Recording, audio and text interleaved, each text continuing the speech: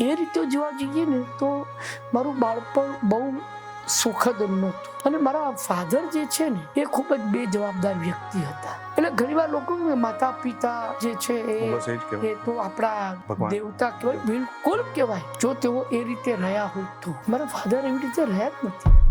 આવા જ સમયમાં જ્યારે તમે રિલેશનશિપની વાત કરો છો, અત્યારના યુગમાં લિવ ઇન રિલેશનશિપ્સની વાત ચાલે છે, what is your take? Are you okay? I am 100 and 200 500% okay. આજે બોમ્બે, દિલ્હી કે અમુક મેટ્રોઝમાં એવું પણ થવા લાગ્યું છે, લોટ ઓફ કપલ્સ રિસ્પોન્સિબિલિટી દૂર ભાગે છે, મેરેજ નથી કરવા, લિવ ઇનમાં રહેવું છે અને પછી છોકરાઓ પણ નથી કરવા. ખોટું શું છે? ઇટ ઇઝ ધેર ચોઇસ કે તમારે બાળક કરવું છે કે કૂતરો પાળવું છે. તો સામે અત્યારે એ પણ વાતો આવી રહી છે કે તો આપણું કન્ટ્રી છે વોન્ટ બી અ યંગ કન્ટ્રી એનીમોર. સો તો એ દરેક વ્યક્તિની ચોઇસ છે ને. પણ એ ચોઇસ છે, પણ ચોઇસ સાચી ખોટી સારી ખરાબ એના માટે પણ આપણા વડીલો બેઠા છે, પેરેન્ટ્સ બેઠા છે, તો એ તમને દિશા આપે, સજેસ્ટ કરે, એ તો હોવું જોઈએ કે નહીં? જોઈન્ટ ફેમિલીમાં તમે નહીં માનો? નથી માનતો. તમે જોઈન્ટ ફેમિલી માનતા માનતો જ નથી. લગ્ન તો કરવા પડે ને, એમ કઈ થોડું ચાલે? અરે કોણે કહ્યું લગ્ન કરવા પડે? અમારા વખતમાં લગ્ન પહેલા મંજૂરી નહોતી. એ સમાજમાં એ વ્યવસ્થા જ નહોતી. આજે પણ ટ્રેડિશનલી તમે જુઓ તો આજે પણ નથી. ટ્રેડિશનલી કે આજે ક્યાં એવું છે? તમે ભૂલી જાઓ છો. What keeps you going? Survival. You can do a lot of things. Survival માં તો you can do web series, you can do movies. મારો મુદ્દો એ છે કે કોઈને ત્યાં નોકરી કરવા કરતા મારે ત્યાં લોકોને નોકરીએ રાખવું સ્વભાવ. એ તો તમે કદાચ સિરિયલ્સમાં પણ કરી, તમે તો ઘણી બધી પ્રોડ્યુસ પણ કરી છે. મને એમ હતું ટીવી સિરિયલમાં યાર બહુ પૈસા છે, ટીવી સિરિયલ કરવી જોઈએ. કઈ નહીં, માફક નહીં આવી, લોસ થયો. અચાનક આમમાંથી આમ આવી ગયું. આવા નામ ક્યાંથી આવ્યા? ત્રંબક 3 બાયડી વાળો, બૈરાઓનો બાહુબલી ફિલ્મ હોય ને તો એમાં તમે ટ્રેલર દેખાડો, પછી એમાં બેકગ્રાઉન્ડ મ્યુઝિક હોય, એ 3 મિનિટનું એક્શન પેક તમે થ્રિલર હોય. ગુજરાતી નાટકમાં નથી કરી, એટલે તમારે પછી ટાઇટલો જે છે ને એ બધા રાખવા પડે, છૂટકો જ નથી. માળા, પૂજા, ભગવાનનું નામ કશું જ નહીં, કશું જ નહીં. તદ્દન નાસ્તિક છું હું. છે ને સોમનાથના મંદિરે દર્શન કરવા ગયો. મારી ઈચ્છા શું હતી કે મારી બાની બહુ આસ્થા છે, તો એમને હું સોમનાથના લાઈવ દર્શન કરાવું. બાર મારી પાસેથી મોબાઈલ બધું કઢાવી નાખ્યું. મૂકું શું કામ? Security reason. મૂકું તો પ્લેનમાં લઈ જવા દો છો ને, તો મંદિરમાં કેમ તમે નથી લઈ જવા માંગતા? કેમ કે તું તારી બાને દર્શન કરાવું છું, તારી બા અહીંયા નહીં આવે ને, અમારું તો નુકસાન થઈ જાય ને. કદાચ એવું હશે તો કદાચ મેં કહું મારે જરૂર નથી જાઉં બહાર. હું નહીં ગયો.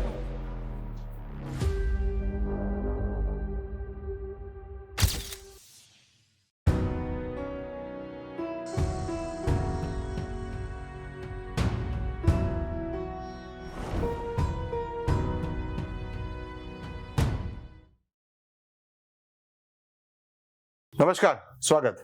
આજે આપણી સાથે જોડાયા છે one of the greatest actors of the Gujarati રંગમંચ, ગુજરાતી થિયેટર, સમર્થ અને સફળ રંગકર્મી સંજયભાઈ ગોરડિયા. સંજયભાઈ, thank you so much for joining us. Thank you. આપનું જીવન જે શરૂઆતનું હતું ખૂબ જ સંઘર્ષભર્યું હતું. તમે ઘણા સ્વજનો તમે તમારી અર્લી લાઈફમાં ગુમાવ્યા. આપના સિબ્લિંગ્સ એટલે બહેન હોય, આપના પિતા જ્યારે આપ 17 વર્ષની ઉંમરે આપ 17 નહીં 24 વર્ષ. 24 વર્ષ. How was it like? આપના mother was already a theatre artist? No. She was not. મારા 7 પેઢીમાં કોઈએ નાટક નહોતું કર્યું, કદાચ જોયું પણ નહીં હોય. એટલે અમારા ઘરમાં એ પ્રકારનું બહુ ચલણ નહોતું. ફિલ્મો બહુ જોતા હતા લોકો, પણ નાટકો જોયા પણ નહોતા કોઈ. એટલે અમારી આગળની કોઈ પેઢીએ નાટકો કરવાનો તો પ્રશ્ન જ નહોતો આવતો. હું પહેલો છું. અચ્છા, કેવી રીતે વિચાર આવ્યો? અને થોડું આપણા બાળપણ વિશે વાત કરો તો. જો બાળપણ હું કહું ને તો અમે સંપન્ન પરિવાર હતા, પણ જેમ થાય ને કે મારા દાદા જે છે એ ખૂબ જ મોટા વૈદ હતા, અને ગાંધીયાણુની દુકાન. ગાંધીયાણું આજના સંદર્ભમાં જો આપણે વાત કરીએ તો જેમ કરિયાણું હોય એવી રીતે ગાંધીયાણું. એટલે એમાં તમને બધી જ આયુર્વેદિક દવા કે એના જે એને લગતી જેટલી પણ પેરેફેનિયા જે હોય, જે એનું જે દવાનું જે કે ભાઈ હિમજનો પાવડર હોય કે હરડે હોય કે આ જે રોજબરોજમાં વપરાતું હોય, તો એનું અમારી દુકાન હતી નળ બજાર મુંબઈમાં, જે બહુ જ ફેમસ વિસ્તાર, અને અમારી દુકાન બહુ સરસ ચાલતી હતી. પણ પછી મારા દાદાના 4 દીકરાઓ, પછી એમના દીકરાઓ થયા.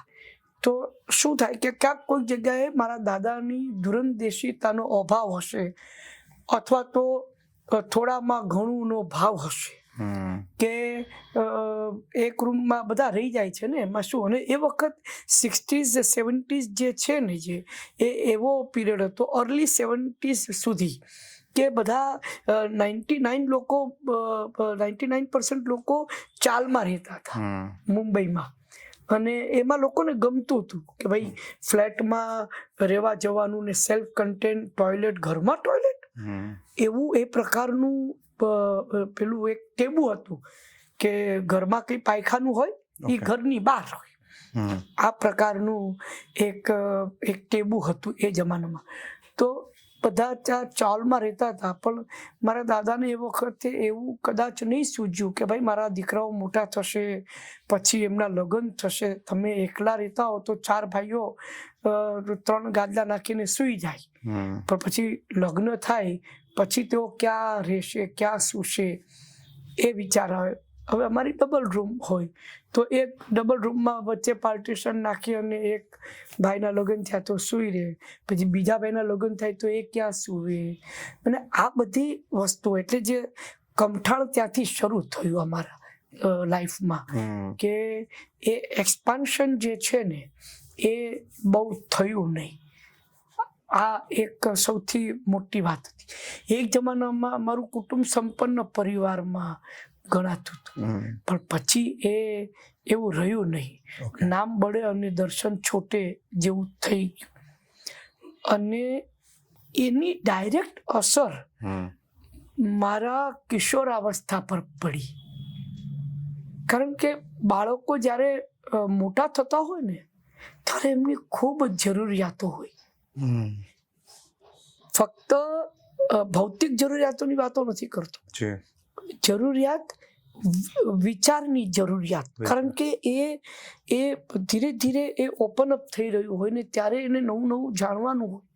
એ વખતે એને પ્રોપર સપોર્ટ, પછી આર્થિક રીતે હોય કે પછી એને વિચારની દ્રષ્ટિએ હોય, એક મા બાપ તરફથી એક જે મળવું જોઈએ એ બહુ નહોતું મળતું. થોડું ઘણું મારા મધર જે છે એ જરાક આ બધામાં થોડાક બેટર હતા. મારી બા જે છે એ બધા છાપાઓ વાંચે. એ વખત અમે ચાલીમાં રહેતા ને, તો ભાઈ અમે મુંબઈ સમાચાર લઈએ તો બાજુવાળા જન્મભૂમિ લઈને પછી બપોર પછી એક્સચેન્જ કરીને આ પ્રકારના વ્યવહાર અમારા ચાલતા હતા. અને મારી બા બધા છાપાઓ વાંચે, એની પૂર્તિઓ વાંચે. કદાચ મારો વાંચનનો શોખ જે છે મને મારી મધર તરફથી વારસામાં મળ્યો હશે.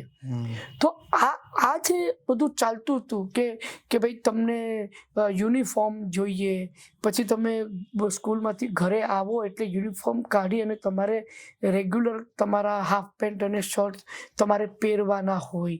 એવું અમારે ત્યાં હતું જ નહીં. મારું ખાકી પેન્ટ અને વ્હાઇટ શર્ટનો મારો સ્કૂલમાં યુનિફોર્મ હતો, એ જ અમે આખો દિવસ પહેરી રાખતા હતા. તો આ જે નાની નાની બાબતો જે છે, કે કોઈક લગ્ન પ્રસંગમાં જવાનું હોય તો તમારી પાસે એક ફૂલ પેન્ટ ટેરીકોટનું, એક સરસ ટેરીકોટનું શર્ટ હોય. તો આ બધી અછતને કારણે એક બહુ જ કોમ્પ્લેક્સ આવી ગયું હતું. ઇન્ફિરિયરિટી કોમ્પ્લેક્સ આવી ગયો હતો મારામાં. તો એ રીતે જોવા જઈએ ને તો મારું બાળપણ બહુ સુખદ નહોતું એ દ્રષ્ટિએ. એ વખતે પણ મને લાગતું હતું કે અને મારા ફાધર જે છે ને એ ખૂબ જ બેજવાબદાર વ્યક્તિ હતા. એમની આ બધી સમજણ જ નહોતી. મને બહુ નવાઈ લાગે છે, હું ખરેખર કહું છું. એટલે ઘણી વાર લોકો માતા પિતા જે છે એ તો આપણા દેવતા કહેવાય, બિલકુલ કહેવાય, જો તેઓ એ રીતે રહ્યા હોય તો.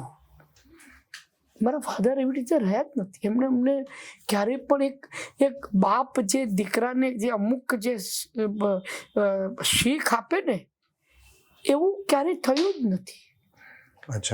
બિલકુલ નહીં. પણ કદાચ તમારી ને એમની રિલેશન બહુ કઈ સારી રિલેશનશિપ રહી નહોતી. કેટલા ભાઈ બહેનો તમે? અમે કુલ 4 ભાઈ બહેનો.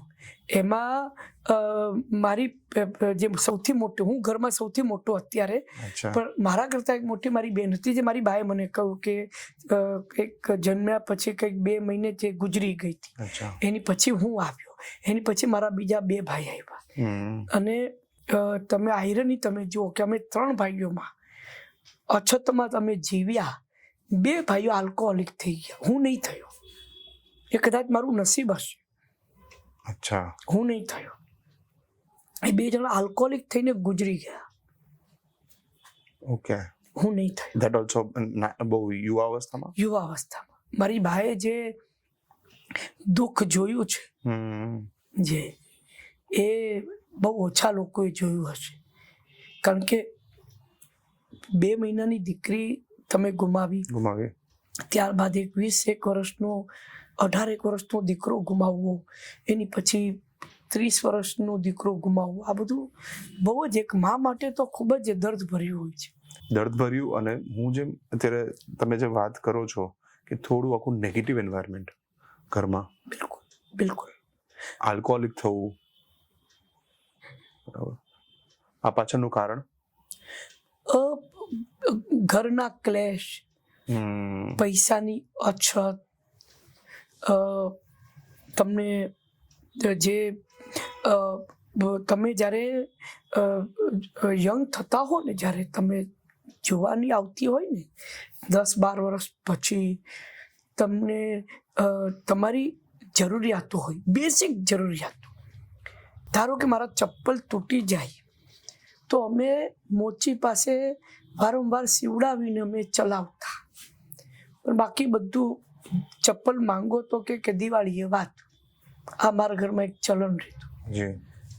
અને દિવાળી આવે જ્યારે, તો ત્યારે તમે તો કહું તું ચપ્પલ અપાવશું, પૈસા તો ત્યારે પણ ન હોય. જો પહેલા પૈસા ન હોય તો દિવાળીમાં ક્યાંથી આવવાના હતા? ઉગવાના થોડા છે. બરાબર. એટલે પછી મારી બાઈ કે એમનું દાગીનું ગીરવે મૂકતી. પછી અમારા લોકોના કપડા આવતા, ચપ્પલ આવતા, ફટાકડા આવતા. અને આ બધું મેં જોયું છે. કારણ કે મોટા દીકરા હોવાને કારણે મારી બા ધારો કે જાય સોનીને ત્યાં, લોકલ મારવાડી સોનીઓ ત્યારે હતા, એમને ત્યાં જ્યારે જાય તો એક એમના મોટા દીકરાને સાથે લઈ જાય. એટલે મોટો દીકરો એટલે 12-14 વર્ષનો સાથે લઈ જાય મારી સામે. અને એ વખતે પણ એમની એ સમજણ નહોતી, એ ગીરવે મૂકે. જો વેચે તો બહુ પૈસા આવે, પણ એમને એમ કે કાલે સારા દિવસો આવશે તો છોડાવી લઈશું. એમ ઘરના બધા દાગીના ગયા. તો આને હું એટલે હું કહું કે શું કામ પેદા કરો છો બાળકો? જો તમે સાચવી ન શકતા હો, મારા કેસની હું જો વાત કરું તો મારા લગ્ન થયા ને તરત જ મારે ત્યાં દીકરો અવતર્યો. પછી મેં મારી વાઈફને કહું કે આપણે હજી એક બાળક કરવું જોઈએ, એટલે આને જરા કંપની રહે. મારી વાઈફે ચોખ્ખી ના પાડી, નહીં, હું આના પર ધ્યાન આપવા માંગુ છું, મારે બીજું બાળક નથી કરવું. બરાબર. અને પછી અમે એનો ઉછેર કર્યો. ને જે કમી મેં મહેસૂસ કરી હતી એ બધી જ વસ્તુઓ મેં એને પૂરી પાડી. બરાબર. એમાં વિચારો પણ આવી જાય. મારો દીકરો રાઇટર છે. તમારા ઘરમાં તમે જોજો કે ઉદ્યોગપતિઓના ઘરમાં, મોટા ઉદ્યોગપતિઓના ઘરમાં ક્યારેય કોઈ કવિ, કોઈ લેખક પેદા નહીં થાય. મારા ઘરમાં થયું છે. એ લેખક એટલા માટે છે કારણ કે વાંચે છે. મેં એને યુજીન ઓનિલની એક બુક આપી હતી. યુજીન ઓનિલ કે શું નામ ભૂલી ગયો છું, જે શોર્ટ સ્ટોરી જે લખે છે. ઓકે. તો એ ઇંગ્લિશમાં શોર્ટ સ્ટોરી હતી. અને એનું એક આખી મોટી બુક મેં મારા દીકરાને આપી હતી. ઓકે. એ લગભગ ક્યારે? 10 વર્ષનો હતો ત્યારે. મેં એને કીધું કે આ બુક છે 10-12 વર્ષ હશે. મેં કહ્યું તારે આમાંથી રોજ 2 વાર્તા વાંચવાની. શોર્ટ સ્ટોરી હતી જી એની. તો એ ઓ હેનરી વિલિયમ ઓ હેનરી ઓ હેનરી. આજકાલ છે ને મને મારી યાદ શક્તિ હવે ક્ષીણ થઈ રહી છે ધીરે ધીરે, અને હું અનુભવી રહ્યો છું. અચ્છા. એનીવે, તો ઓ હેનરીની શોર્ટ સ્ટોરી જે છે બહુ ફેમસ શોર્ટ સ્ટોરી છે, બધા જ વાંચી જ હશે. કે હસબન્ડ જે છે એ પોતાની ઘડિયાળ વેચી અને એની વાઈફ માટે બક્કલ લઈ આવ્યો વાળમાં નાખવાનું, અને એની વાઈફ વાળ વેચીને એના માટે ઘડિયાળનો પટ્ટો લઈ આવી. અને આ પ્રકારની વાર્તા હોય ને, જે શોર્ટ સ્ટોરી, એક પાનાની સ્ટોરી હોય, એની આટલી જાડી બુક મેં એને ઓ હેનરીની બુક લાવીને આપી હતી કે હવે રોજ તારે 2 સ્ટોરી વાંચવાની ઇંગ્લિશમાં, પછી મને એનું ગુજરાતીકરણ કરીને સંભળાવવાનું. તને હું 100 રૂપિયા આપીશ, એ 100 રૂપિયાનો તારે મને હિસાબ નહીં આપવાનો. આ વાત છે 2004-2005ની, 2002-2003ની, કે જ્યારે 100 રૂપિયા બહુ મોટી રકમ હતી. અને એક 12 વર્ષના બાળક માટે તો આમે બહુ મોટી રકમ કહેવાય. એનો હિસાબ નહીં આપવાનો, તારે જે ખાવું પીવું હોય, જે કરવું હોય તો કરો. અને આ રીતે મેં એને વાંચતો કર્યો. વાંચન છે ને એ વ્યસન જેવું છે. બરાબર. સારું વ્યસન. Good habit. જે વ્યક્તિને વાંચવાનું વ્યસન હોય ને, પછી એને વાંચવું જ પડે. તમે તો પત્રકાર છો, દરેક પત્રકાર દિવસમાં મિનિમમ 10-12 પાના તો વાંચે જ. છેવટે આખો દિવસ ટાઈમ ન મળે તો રાત્રે સૂતા પહેલા પણ 10 પાના તો વાંચીને જ સુવાનું હોય.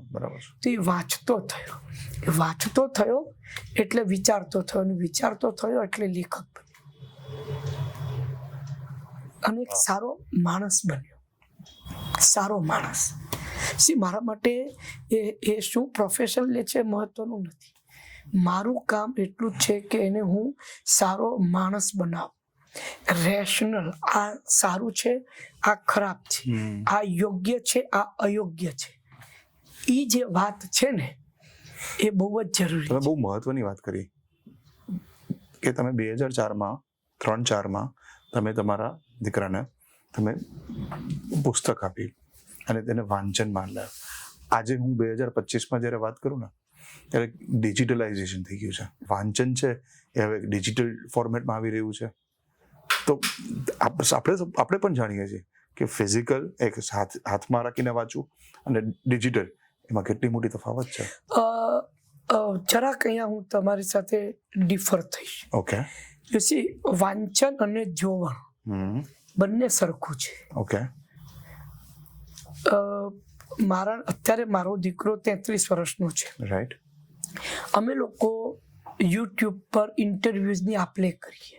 ઓકે. કે આ ઇન્ટરવ્યુ તું જો. બરાબર. આ જે છે એવું છે ને, સારું કન્ટેન્ટ છે એ જોવે. હા, અગ્રીડ.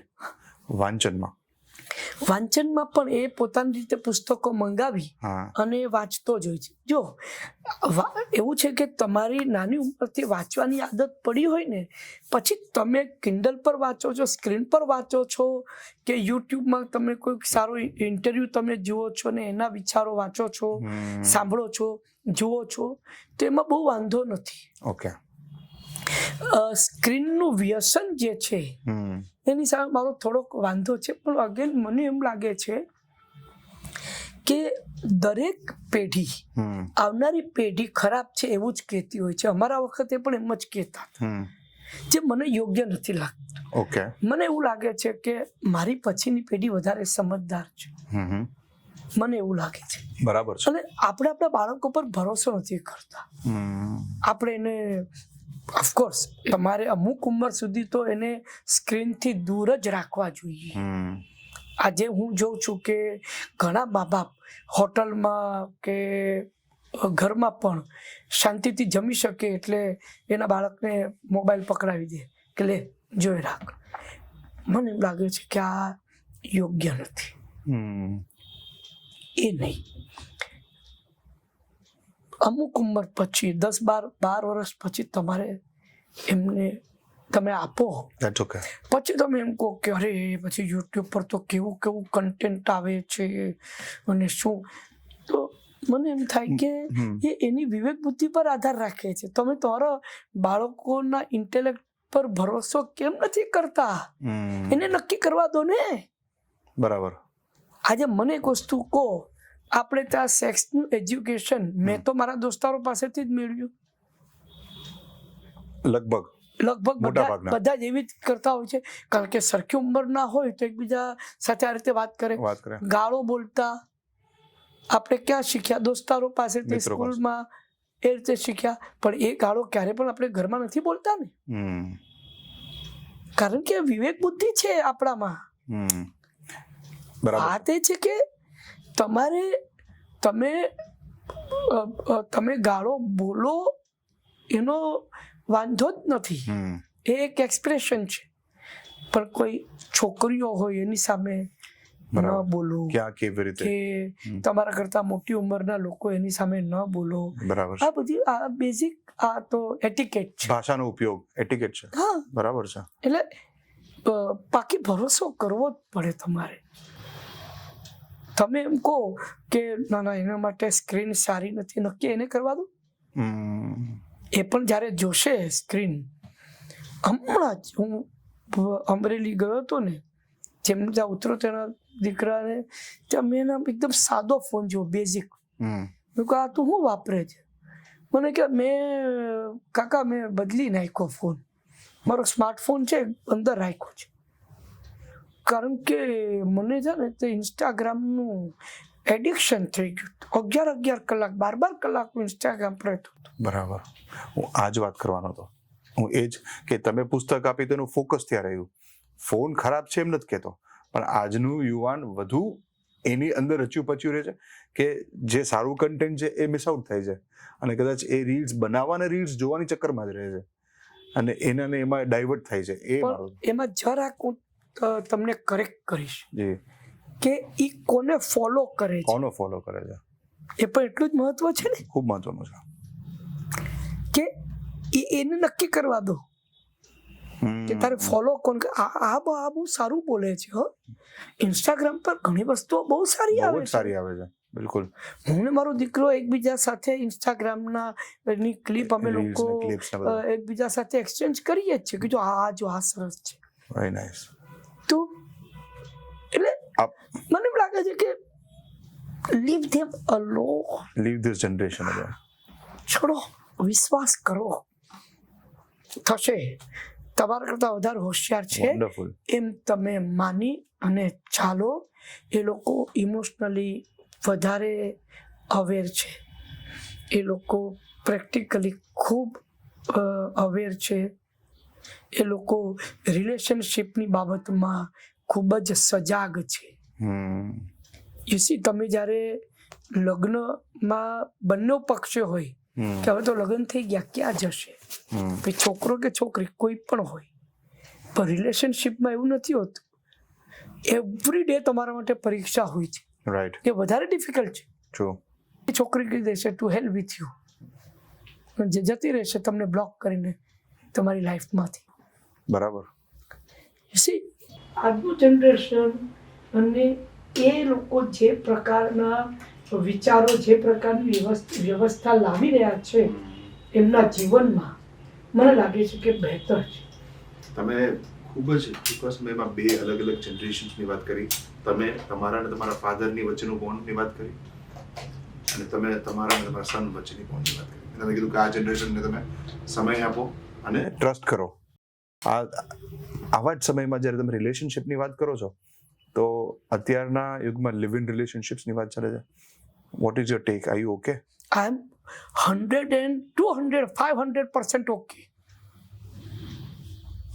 હું મારા દીકરાને કહું છું કે તું કોઈ છોકરી સાથે પરણવા માંગતો હોય, એની સાથે 1 વર્ષ તમે 2 જણા એક ઘરમાં રહો, જો ફાવે છે કે નહીં. તમે જ્યારે you are giving a liberty, that's okay. તમે કહો છો ફાવે છે કે નહીં, રાઈટ? હા. પણ આજે બોમ્બે, દિલ્હી કે અમુક મેટ્રોઝમાં એવું પણ થવા લાગ્યું છે કે લોટ ઓફ કપલ્સ રિસ્પોન્સિબિલિટી દૂર ભાગે છે, મેરેજ નથી કરવા, લિવ ઇનમાં રહેવું છે, ફાવે ત્યાં સુધી રહ્યો છે, અને પછી છોકરાઓ પણ નથી કરવા. ખોટું શું છે? હું તમારું એમાં મંતવ્ય જાણવા માંગુ છું. ઇટ ઇઝ ધેર ચોઇસ કે તમારે બાળક કરવું છે કે કૂતરો પાળવું છે. You decide. હું કોણ છું એ લોકોને કહેવા વાળો? ના, આપણે તો છે ને દીકરો તો જોઈએ જ હો બેટા, આપણે આપણું નામ આગળ લઈ જાય. જેન્ડર બેઝ ની વાત નથી કરતો, જેન્ડર એમની નોર્મલ આપણે કોઈ સંતાન normal જોઈએ. દીકરો કે દીકરી કે કોઈ પણ, ચાલો. તો સામે અત્યારે એવી પણ વાતો આવી રહી છે કે તો આપણું આ કન્ટ્રી છે વોન્ટ બી અ યંગ કન્ટ્રી એનીમોર. સો તો આઈ મીન જનરલી એન્ડ અત્યારે અમુક સંતો, અમુક રાજકીય વડાઓ એવું પણ કહે છે કે એક નહીં, બે નહીં, 3 હવે કરો, બધા છોકરાઓ કરો, આપણું કન્ટ્રી વિલ નીડ. અત્યારે યુથ કન્ટ્રી છે, but in times to come it won't be. પહેલી વાત એ છે કે જે સંતો કે જે લોકો કહે છે કે 2 બાળક કરો, 3 બાળક કરો, એ તમારા યંગ કન્ટ્રી નહીં રહે એ સંદર્ભમાં નથી કહેતા. એ એમ કે છે કે વધારે બાળકો કરો ને તો મુસલમાનોના બાળકો વધી જશે. હવે આ તદ્દન બેવકૂફી ભરી વાત છે. શું વાત કરો? તમારું જે અત્યારે હિન્દુ પોપ્યુલેશન છે ને, એ પોપ્યુલેશન સુધી મુસલમાનોનું પોપ્યુલેશન પહોંચવામાં 100 વર્ષથી વધારે લાગશે. ગણતરી કરજો ક્યારેક. ઓકે, તમે એક વસ્તુ મને એમ કહો, 100 વર્ષ આગળની વાત જવા દો. 1947માં 40 કરોડ હતા. આજે હિન્દુ કેટલા છે અને મુસલમાનો કેટલા છે? 75 વર્ષ તો થયા ને. બિલકુલ વધારે. તો આ ડરાવવાનું બંધ કરવું જોઈએ. આ પહેલી વાત. પણ આ ટ્રેન્ડ જોતા કહે છે ને સેન્સસ જોતા કહે છે સાહેબ, એ ટ્રેન્ડ જે છે ને, ધારો કે ટ્રેન્ડ હોય પણ ખરા ને, જી, તો એ બધા જ પેલામાં રહેવાનું છે. અમુક કોમ્યુનિટી નહીં કરે ને અમુક કોમ્યુનિટી કરશે બાળક, એવું નથી. એ જનરલ બધામાં રહેવાનું છે. અને મારો પોઈન્ટ એ છે કે નહીં રે તો 100 વર્ષ પછી નહીં રે. So what? હું કયો ઉપરથી આમ કરીને જોવાનું છું કે મારો ભારત દેશ હવે મહાન નથી રહ્યો? હું તો મરી જઈશ.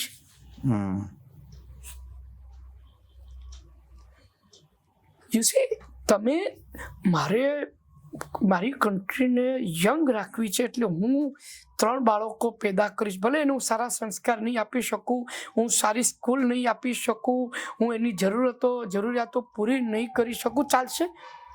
આ યોગ્ય છે? આજે સ્કૂલ કેટલી મોંઘી થઈ ગઈ છે સાહેબ. જે કામ સરકારે કરવાનું છે એ કામ આજે મા બાપો કરે છે. સરકારી સ્કૂલોની હાલત જુઓ સાહેબ, તમને આ યોગ્ય લાગે છે? ને પ્રાઇવેટ સ્કૂલોના ખર્ચા જુઓ તમે. એક બાળકને મોટું કરવામાં નાકે દમ આવી જાય છે. તમે એમ કરો 3 બાળક પેદા કરો, 4 વર્ષ પછી એ 4 બાળકો સ્કૂલમાં જશે તો એનું ઇન્ફ્રાસ્ટ્રક્ચર ક્યાં છે આપણી પાસે? પ્રાઇવેટ સ્કૂલ કઈ બધાને પોસાતી નથી. એજ્યુકેશન અને હેલ્થ બે પ્રાઇમરી ઇમ્પોર્ટન્ટ. કેટલું વિચાર કરો તમે. બસ ફક્ત પબ્લિકને સલાહ આપવી છે. એટલે યુ સી, એમને લિવ ઇન રિલેશનશિપમાં રહેવું છે, એની પછી લગ્ન કરવા છે. લગ્ન કર્યા પછી હું તો કેટલા એવા કપલને ઓળખું છું, બાય ચોઇસ બાળક નથી કરતા. અમે કૂતરા પાડીશું, બાળક નહીં પાડીએ. કારણ કે જો અગેન કહું છું, જવાબદારી કે જવાબદારીનું ભાન જ નથી. આ નથી, મને જવાબદારીનું ભાન છે પણ મારી જવાબદારી નથી લેવી. હવે બોલો, મારી પાસે ચોઈસ હોય કે ભાઈ તું આ કામ કરશે, નહીં કરું, કે જવાબદારી વાળું કામ છે. હા, તો મારે જવાબદારી વાળું કામ નથી કરવું. બોલો, તો શું કરવું છે? મને મારી રીતે જીવવું છે. મને કોઈ જ એવા બંધનમાં નથી રહેવું. તેમાં ખોટું શું છે?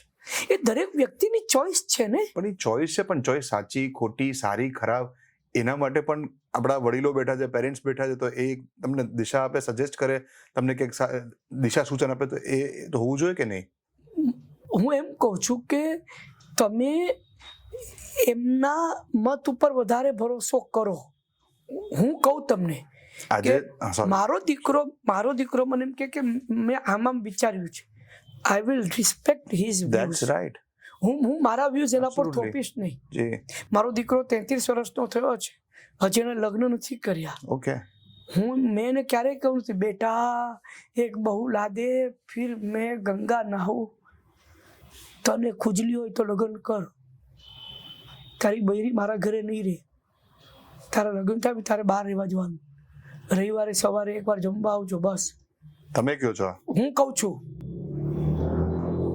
મારા દીકરાનો બોજ હું સહન કરવા તૈયાર છું. બેટા તું છે ને, હું તારી સાથે હંમેશા રહીશ.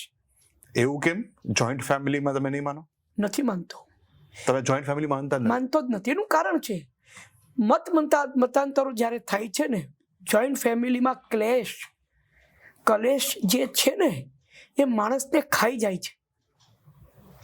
ધારો કે મારી વાઈફનું નહીં, દીકરાની વાઈફનું નહીં બન્યું તો એ તો ન બને ત્યારની વાત, પણ એની પહેલા તે લગ્ન નથી થયા, તમે પહેલા નક્કી કરી લીધું? પહેલેથી નક્કી કર્યું છે તારી વાઈફ આવે પછી તારે મારા ઘરની બહાર નીકળવા, મારાથી મદદ બધી કરીશ, જેટલી મારી હેસિયત હશે એ પ્રમાણેની મદદ કરીશ તને. સંબંધ જ કાપતા? સંબંધ નથી કાપતો, ઇન્ડિપેન્ડન્ટ કરો છો. હા, અરે પ્રેમ સાહેબ, દૂર રહીને તમે પ્રેમ નથી કરી શકતા. આ સમજણ જ નથી લોકોમાં. ના અમારે સાથે રહેવું છે, ના ઘર ન ભાંગવું જોઈએ, ના હસબન્ડ વાઈફ એકવાર આપણે ત્યાં લગ્ન થયા પછી કઈ છૂટા ન થવાય. આપણા ખાનદાનમાં આવો રિવાજ જ. ખાનદાન કયા ખાનદાનની વાત કરે? આજે ફોલ્સ ઈગો લઈને આપણે ફરીએ છીએ ને, એ બહુ ખોટું છે. આ મિથ્યાભિમાન છોડો. શેના માટે ફોલ્સ ઈગો?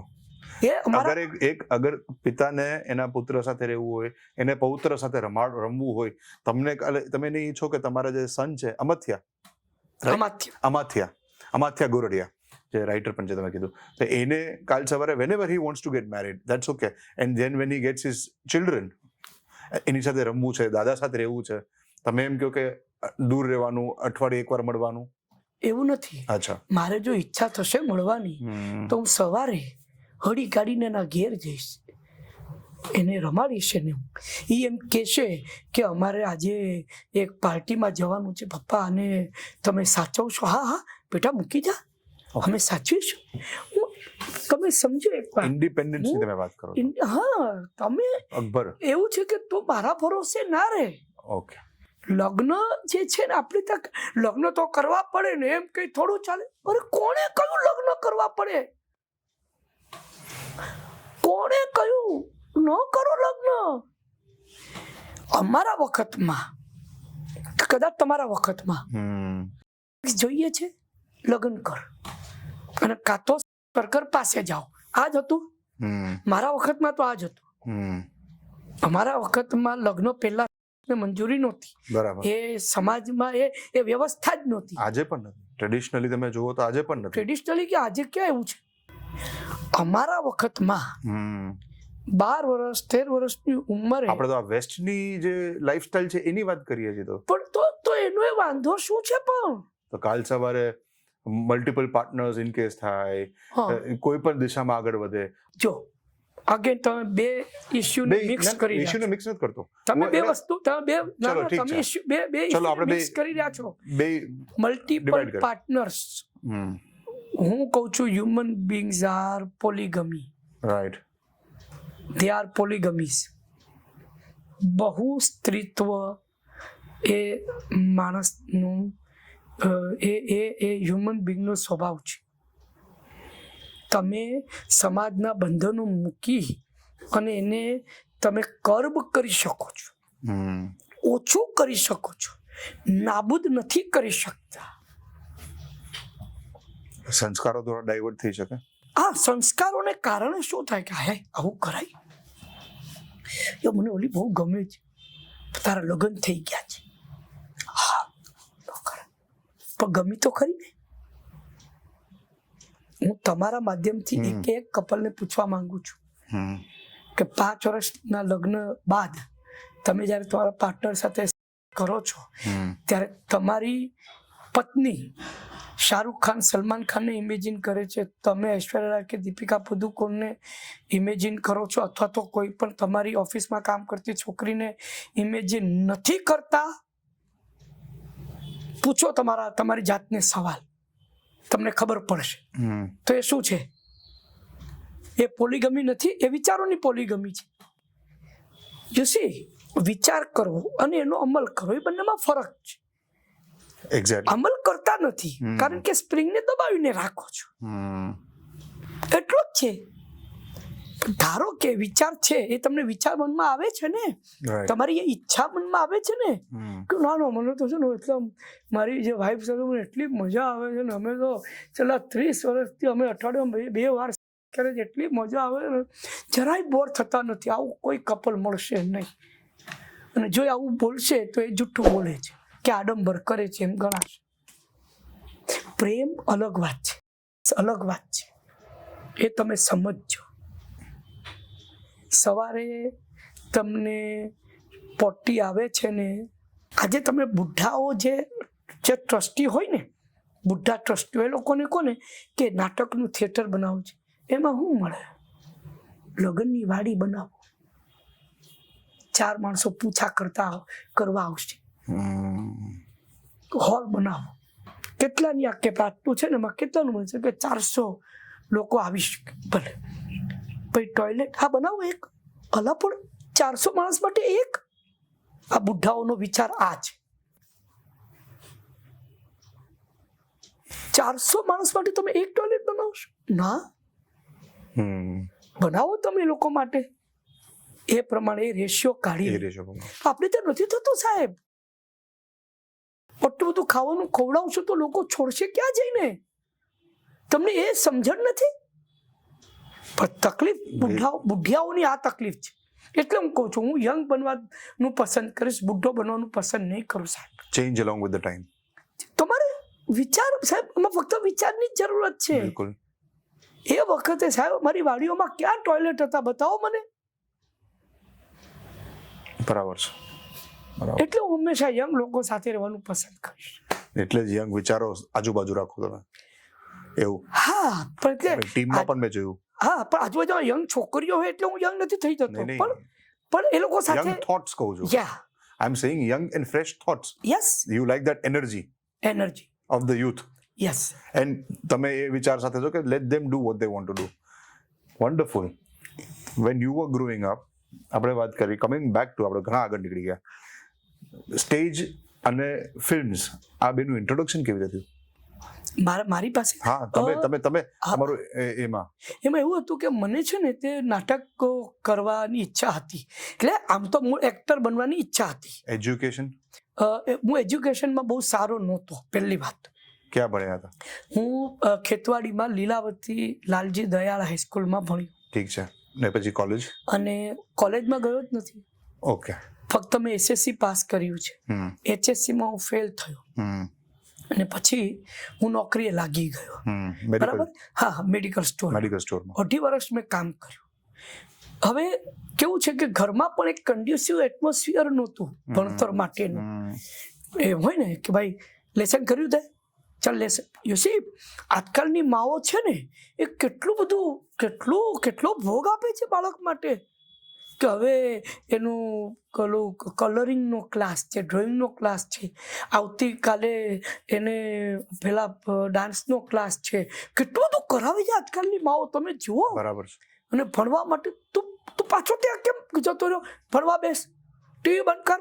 હું ટીવીનું પ્લગ જ મેં કેટલા લોકો એવા જોયા છે કે એ 10th છે, બીજા 2 બાળકો 6ઠા 7મામાં ભણતા હોય, પણ એનો મોટો દીકરો કે મોટી દીકરી 10th છે અને એ બહુ ઇમ્પોર્ટન્ટ એક્ઝામ છે. કેબલ જ કરાવી નાખો, કેબલના પૈસા જ નથી ભરવા. આ કરે છે લોકો, એટલું મહત્વ આપે છે કે નહીં હમણાં કંઈ નહીં, 6 મહિના કશું જ નહીં, અભ્યાસ પર ધ્યાન આપ. આ વાત છે. આવું અમારા ઘરમાં એટલું હતું નહીં. ચલો, ઓકે. અને હું પણ કેવો ભણવામાં બ્રિલિયન્ટ નહોતો. કોઠાસૂઝ બહુ સારી હતી મારી. કદાચ જો મને એ વખતે કદાચ કોઈક રાઈટ માર્ગદર્શન મળ્યું હોત તો એટલીસ્ટ મેં ભણવામાં સારું કર્યું હોત. નહીં થયું હશે. દવાની દુકાનમાં નોકરી કરી, 2.5 વર્ષ સુધી મેં નોકરી કરી. ત્યારે મને લાગે છે કે ફેમિલી ચલાવવાનું પણ આખું રિસ્પોન્સિબિલિટી તમારા ઉપર હશે? ના નહોતી, થોડી ઘણી હતી. એટલે મને ઘરમાં એમ બહુ આમ મારા માટે મારી પાસે ડિમાન્ડિંગ નહોતા.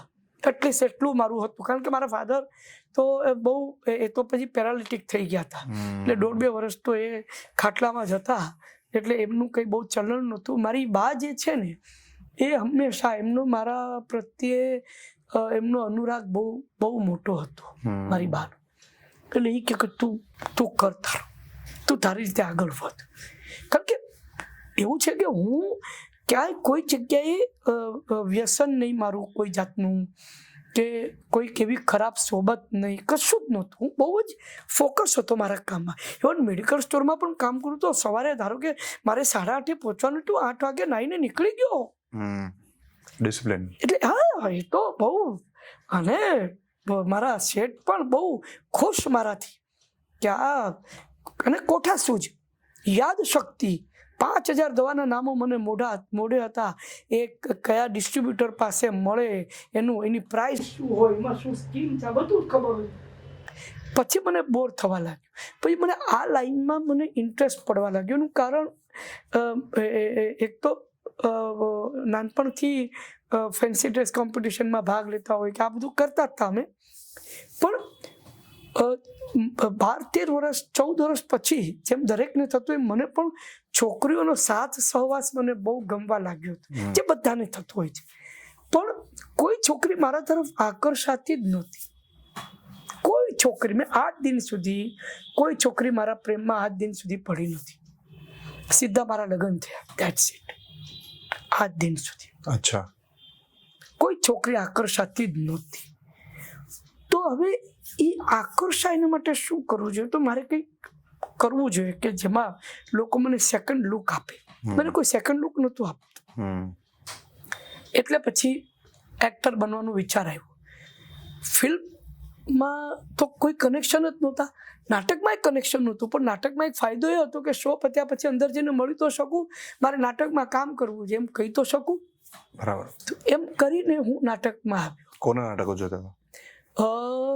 ત્યારે તો કોઈ જ નાટકો, એટલે ફક્ત જાહેર ખબરો મારી બા છાપામાં જુએ ને, એટલે પછી જેમ બાળક જે છે ને એ હંમેશા મા બાપ જે કરતા હોય એમ કરે, એટલે આપણે પણ છાપો ખોલીને બેસીને બધા નાટકની જાહેર ખબરો જોઈએ.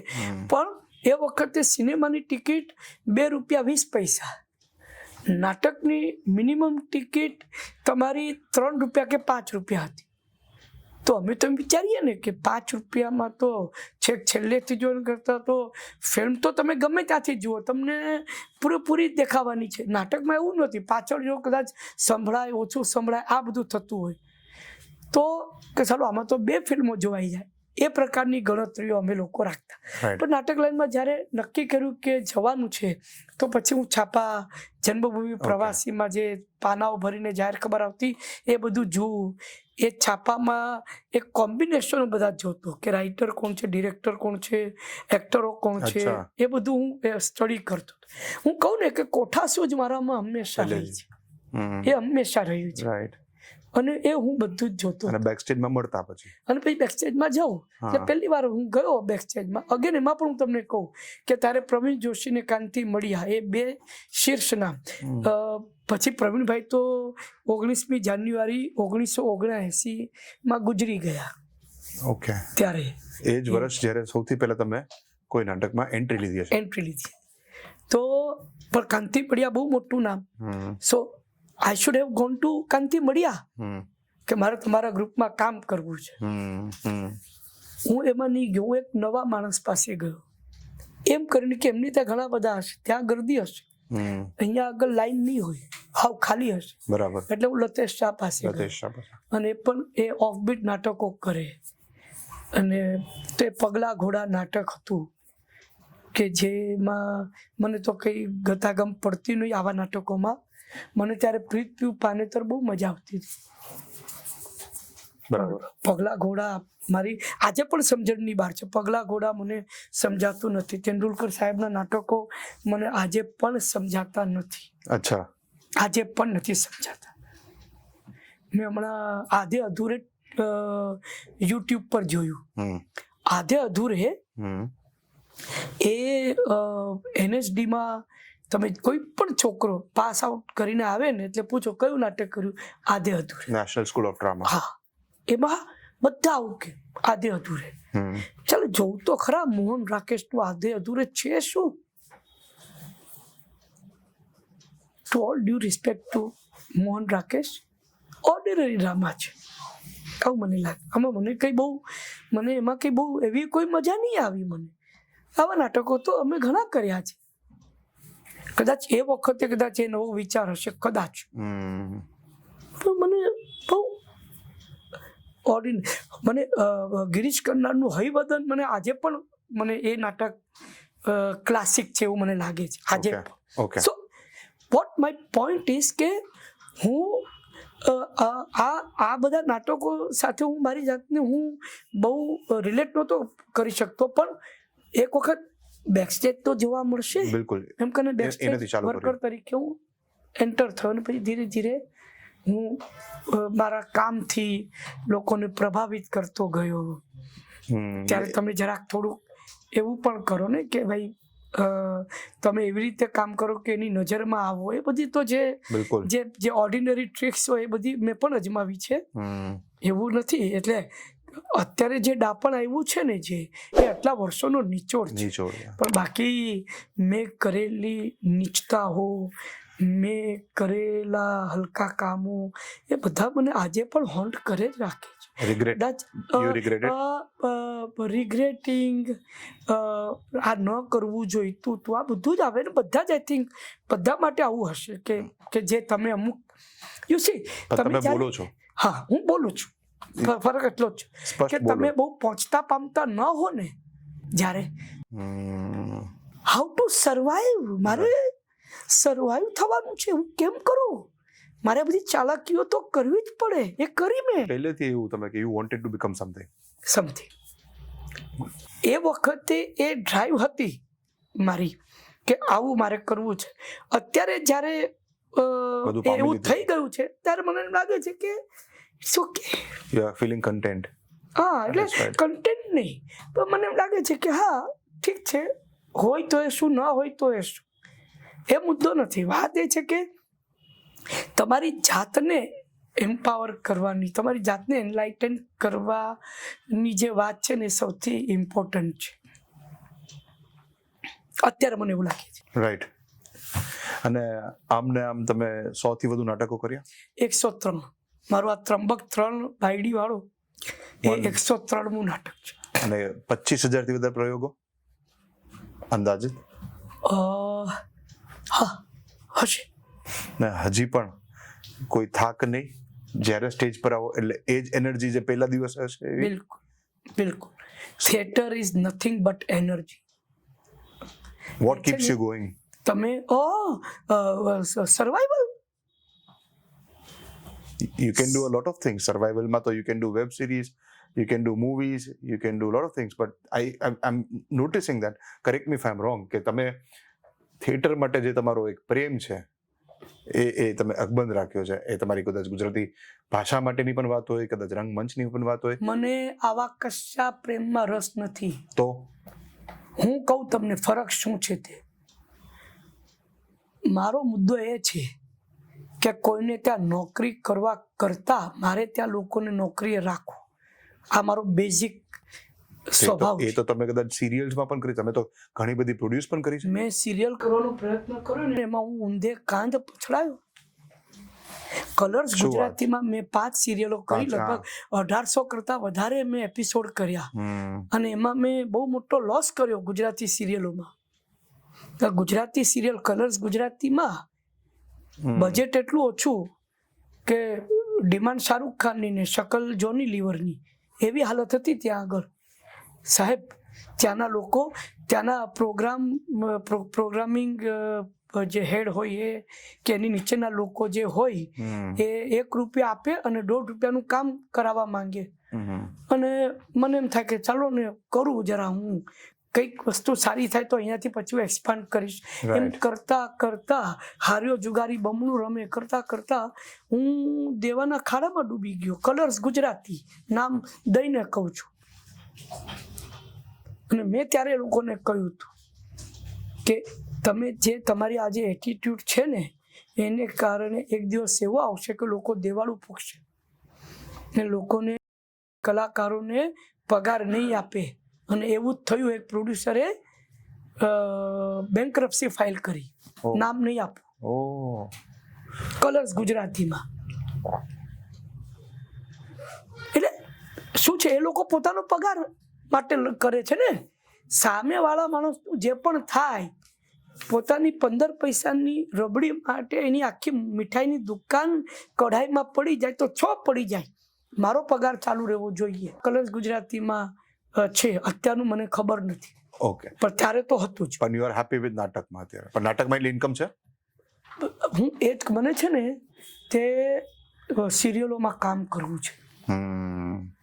મારે રોજ ટીવી પર દેખાવું છે, ફિલ્મોમાં કામ કરવું છે, OTTમાં કામ કરવું છે, પણ મને મળતું નથી.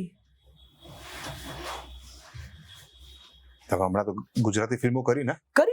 કમઠાણ કરી, જમકુડી 2024માં કરી. તમે નહીં માનો, જમકુડી આટલી મોટી હિટ થઈ, એની પછી મને હમણાં 2-3 ગુજરાતી ફિલ્મો ઓફર થઈ. વિચારો તમે.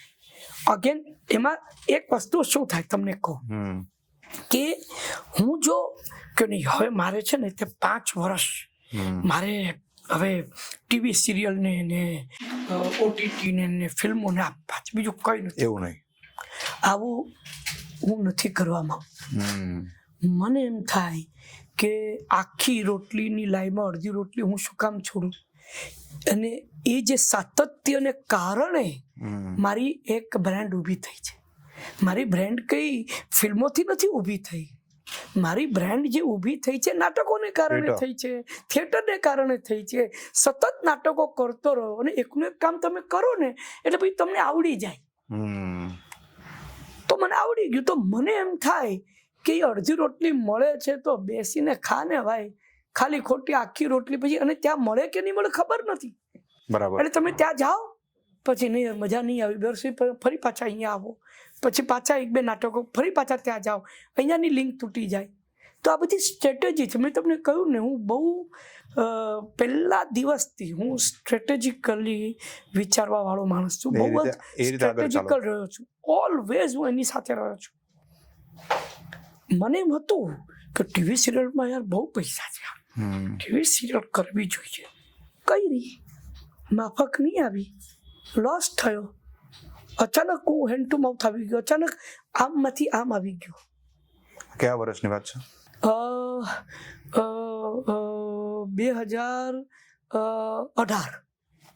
2017માં કલર્સ ગુજરાતીમાં સરકાર બદલાઈ ગઈ, પ્રોગ્રામ ડિરેક્ટર બદલાઈ ગયા. જે નવો આવ્યો એણે મારી સિરિયલ કેન્સલ કરી નાખી. શૂટિંગ કરેલું 30 લાખનું તો બેઠા બેઠા નુકસાન થઈ ગયું કલર્સ ગુજરાતીમાં. ગવર્મેન્ટમાં તો થાય જ કે નવો અધિકારી આવે એટલે બધું. પ્રાઇવેટ ચેનલમાં આવું થાય છે સાહેબ. અત્યારે તો આ બધી મોટી ચેનલોમાં હવે ખૂબ જ જવાબદેહી વધી ગઈ છે. ત્યાં આગળ તો તમને ધારો કે 11 વાગ્યાનો ટાઈમ આપ્યો હોય ને તો એ ઈમેલ તમને આવે, 11 વાગ્યાનું લખેલું આવે, પછી તમને એને અંદર ક્યારે બોલાવ્યા એ પણ લખાય. એક જમાનો એવો હતો સાહેબ કે રમેશ સિપ્પી જેવા આવીને બેઠા હોય ચેનલમાં અને ત્યાંના જે ટુચ્ચા જે જો ટીવી ચેનલોની અંદર એ જ લોકો બેઠા હોય છે જે કમર્શિયલ નાટકો, કમર્શિયલ ફિલ્મો કે ટેલિવિઝન સિરિયલો બનાવી નથી શક્યા ને એ લોકો જ બેઠા હોય છે. ઓલ લેંગ્વેજીસ, બધા હિન્દીમાં પણ, અક્રોસ ઓલ લેંગ્વેજ, કે જે કંઈ ન કરી શક્યા હોય.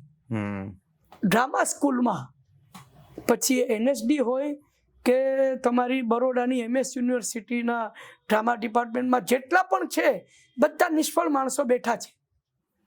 શું વાત છે? હા, એ લોકોએ કયા નાટક કર્યા મને એમ કહો. મહેશ ચંપકલાલ, ચારી સાહેબ, દાભાડી, નામ સાથે કહું છું.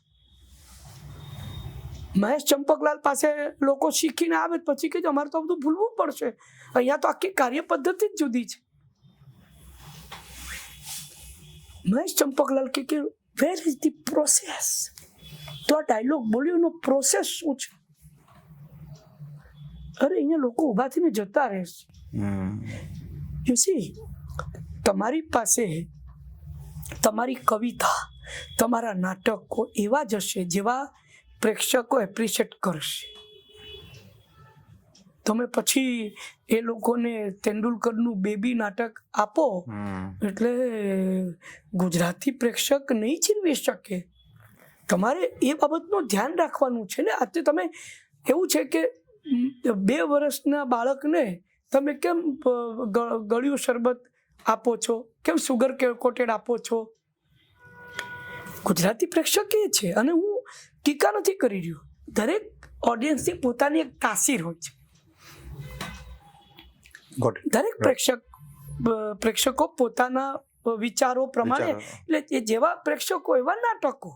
આવું કહીને હું જવાબદારીમાંથી છટકવા પણ નથી માંગતો, કારણ કે હું જવાબદારી લેતો જ નથી. હું કોમેડી જ છું અને હું કોમેડી જ કરીશ. બોલો હવે શું કેવું છે? I am totally unapologetic about it. As far as Sanjay Goradia is concerned, comedy. Right. બાકી મેં જે 103 નાટકો કે બધામાં મેં કઈ એક્ટિંગ નથી કરી. બાકી મેં જે નાટકો એક કર્યા છે, કેટલા અવેલેબલ છે. તમે યુટ્યુબ પર સંજય ગોરડિયા નાખો, તમે વિકીપીડિયા પર જઈને જો તો તમને ખબર પડશે મેં કેવા નાટકો, કેવા મહાન નાટકો કર્યા છે. બરાબર. મુદ્દો એ નથી સાહેબ. પણ જ્યારે લોકો મને કોમેડીમાં જોવા માંગે, ના તમે મને સિરિયસલી જુઓ. એક વૈચારિક નાટક બનાવીશ, સમાજને આઈનો દેખાડીશ, સમાજને રસ્તો દેખાડીશ. મારી પણ સમાજ પ્રત્યે કઈ જવાબદારી છે, ઘંટાની જવાબદારી. કર ને ભાઈ, તને જે આવડે છે. કારણ વગર ભાર લઈને હાલવાનું શું અર્થ છે? મને એક્સપેરિમેન્ટ નથી કરવું. નથી કરવું. ઓકે, સ્પષ્ટ છો તમે. જે ચાલે છે, જે ગમે છે લોકોને, એ કરતા રહેવું છે. આવા નામ ક્યાંથી આવ્યા? હવે એ કહો, ત્રંબક 3 બાયડી વાળો, બૈરાઓનો બાહુબલી, હા, આ બધા નામ ક્યાંથી આવે ને આ બધા કન્સેપ્ટ તમે લેખક સાથે બેસીને તમે? જી, એમાં એવું છે કે તમારી પાસે ગુજરાતી નાટકોમાં લોકોના મગજમાં ટાઇટલ નાખવા માટે એક જ માધ્યમ છે, ન્યૂઝપેપરનું. અને હવે થોડું ઘણું સોશિયલ મીડિયાનું થયું છે, પણ એ પણ એટલું બધું નથી. કારણ કે સોશિયલ મીડિયા એક નંબરનું મફતિયું મીડિયા છે. કોઈ એ જોઈને નાટક જોવા કે ફિલ્મ જોવા આવતા નથી. હવે ફિલ્મ હોય ને તો એમાં તમે ટ્રેલર દેખાડો, પછી એમાં બેકગ્રાઉન્ડ મ્યુઝિક હોય, એ 3 મિનિટનું એક્શન પેક તમે થ્રિલર હોય કે એ હોય, તો એ પ્રકારનું કંઈ હોય ને તો તમે એને પ્રોપરલી એને તમે પ્રોજેક્ટ કરી શકો. ગુજરાતી નાટકમાં નથી કરી. એટલે તમારે પછી ટાઇટલો જે છે ને એ બધા તમારે પ્રાસવાળા કે કોમેડી કે જેમાં ટાઇટલ જોઈને જ હસવું આવી જાય એવા તમારે રાખવા પડે. છૂટકો જ નથી. તમે નહીં માનો, અમને નાટકની વાર્તામાં ક્યારેય તકલીફ નથી પડતી. અમારી પાસે વાર્તા હોય તો અમારી પાસે ટાઇટલ નથી. અમારી પાસે ટાઇટલ નથી હોતા. અચ્છા. એના માટે અમે લોકો કાલે હવે શનિવારે તો એડ આપવી પડશે ને, આવતા રવિવારે ઓપન કરીએ છીએ. તો શનિવારે શુક્રવાર બપોર સુધી ટાઇટલ ફાઇનલ ન હોય. ડિરેક્ટરને ગમે, મને ન ગમે, મને ગમે, રાઇટરને ન ગમે, રાઇટરને ગમે, મારા બીજા 2 પાર્ટનરોને ન ગમે. આવું તો કેટલી વાર થયું છે. પછી છેવટે જે આવ્યું કરી નાખ્યું. એવું પણ થયું છે. ને એમાં પછી ઘણી વાર તમે જ તમારા ટાઇટલોમાં ફસાયા છો. બદલાવું પડે. આ ત્રંબક 3 બાયડી વાળો, હવે તમે કહ્યું હતું ત્રંબક 3 બાયડી વાળો, મને એક વસ્તુ કહો કે આ તો સૌરાષ્ટ્રની જનતાનો અનાદર છે કે તમે એમ કહો બાયડી શબ્દ જે છે એ અરુચિકર છે. કેટલું નોનસેન્સ છે. હા, ભગવત ગોમંડળમાં જે શબ્દનો ઉલ્લેખ હોય એ અરુચિકર થઈ ગયું. બાયડી શબ્દ એ ખરાબ ક્યારથી થઈ ગયો? ડેરોગેટરી ક્યારથી થઈ ગયો? આખું સૌરાષ્ટ્ર બોલે મારી બાયડી છે, નથી બોલતા. આપણી રોજબરોજની એ લેંગ્વેજ છે, એમાં ખોટું ક્યાં આવ્યું? તો ગુજરાત માટે હવે ત્રંબક ત્રણ બૈરી વાળું ને બાકી ગુજરાત બહાર હોય તો ત્રણ બાયડી વાળો. ગુજરાત બહાર આખી દુનિયામાં 3 બાયડી વાળો. ટાઇટલ સોંગ પણ મારે 2 અલગ બનાવવા પડ્યા. પછી ત્રંબક 3 બૈરી વાળો ગુજરાતમાં વાગે. કોને વિરોધ લીધો? રજનીકુમાર પંડ્યા, જે સેન્સર બોર્ડમાં એ એક તજજ્ઞ છે સેન્સરના. તો એમણે વિરોધ કર્યો, બાયડી શબ્દ નહીં, બૈરી કરો. આપે આ બધી વાત જે મને કહી ત્યારે ન કહી? બધી જ કરી, બધી જ વાતો કરી મેં એમને.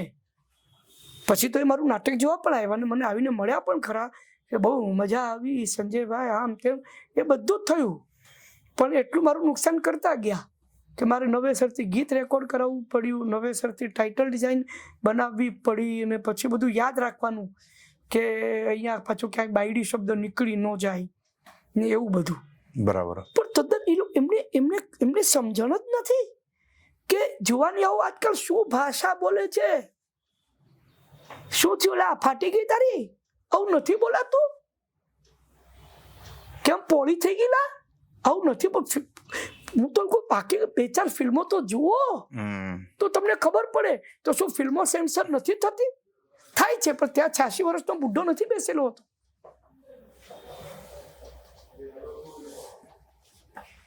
પણ હવે થયું શું કરો તમે? બરાબર. આ નમો બહુ નડે છે મારું નાટક, અત્યારે પણ અવેલેબલ છે યુટ્યુબ પર. એમાં નરોત્તમ મોરબી વાળા કરીને એક માણસ છે. આખી સ્ક્રિપ્ટમાં ક્યાંય પોલિટિકલ રેફરન્સ જ નથી. આ નમો બહુ નડે છે સ્ક્રિપ્ટ મોકલાવી. ચીનુ મોદી તે વખતે સેન્સરના હેડ હતા. ચીનુભાઈના નાટકો ને બધું જોઈને અમે મોટા થયા છે, વાંચીને મોટા થયા છે. મેં ચીનુભાઈને ફોન કર્યો, તમે કેમ આનો વિરોધ કરો છો? અમને એવું કહેવામાં આવ્યું છે સંજયભાઈ, અમને એવું કહેવામાં આવ્યું છે. પણ એને કે તમે જુઓ તો ખરા. મેં કહ્યું તમે સ્ક્રિપ્ટ વાંચી, સ્ક્રિપ્ટની જરૂરત જ નથી. અને કહેવામાં એટલે કોણ? મોદી સાહેબે કહ્યું હશે એમને ફોન કરીને કે આવું બધું નહીં કરવાનું? મને નથી લાગતું એવું હોય. તમને ખબર છે, મોદી સાહેબ ઇન કેસ પોલિટિક્સમાં ના આવ્યા તો કદાચ નાટ્યકાર હોત. અમિત તિવેટિયા, શંકરસિંહ વાઘેલા, વિનોદ જાની, મોદી સાહેબ, આ લોકો બધા મિત્રો. મોદી સાહેબ પ્રચાર અધિકારી હતા વિનોદ જાનીના. વિનોદ જાની સાહેબ જ્યારે મ્યુનિસિપાલિટીના ઇલેક્શનમાં ઊભા હતા જનસંઘની ટિકિટ પર, ત્યારે મોદી સાહેબ એમના પ્રચાર અધિકારી હતા. મોદી સાહેબ આવું કે મોદી સાહેબે મારું નાટક જોયું છે, બાએ મારી બાઉન્ડ્રી, આખું નાટક જોયું છે. અચ્છા.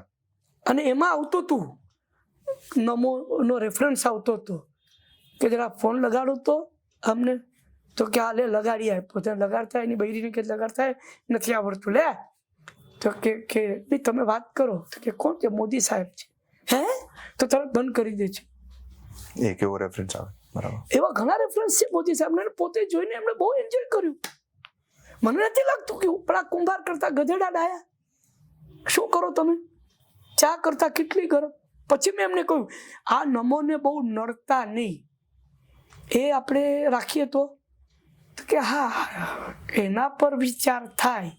હું કરો વિચાર, હું ના ટાઇટલ બદલવા તૈયાર છું. એટલે અગેન ગુજરાતમાં આ નમોને બહુ નડતા નહીં, અને બાકી બધી જગ્યાએ આ નમો બહુ નડે છે.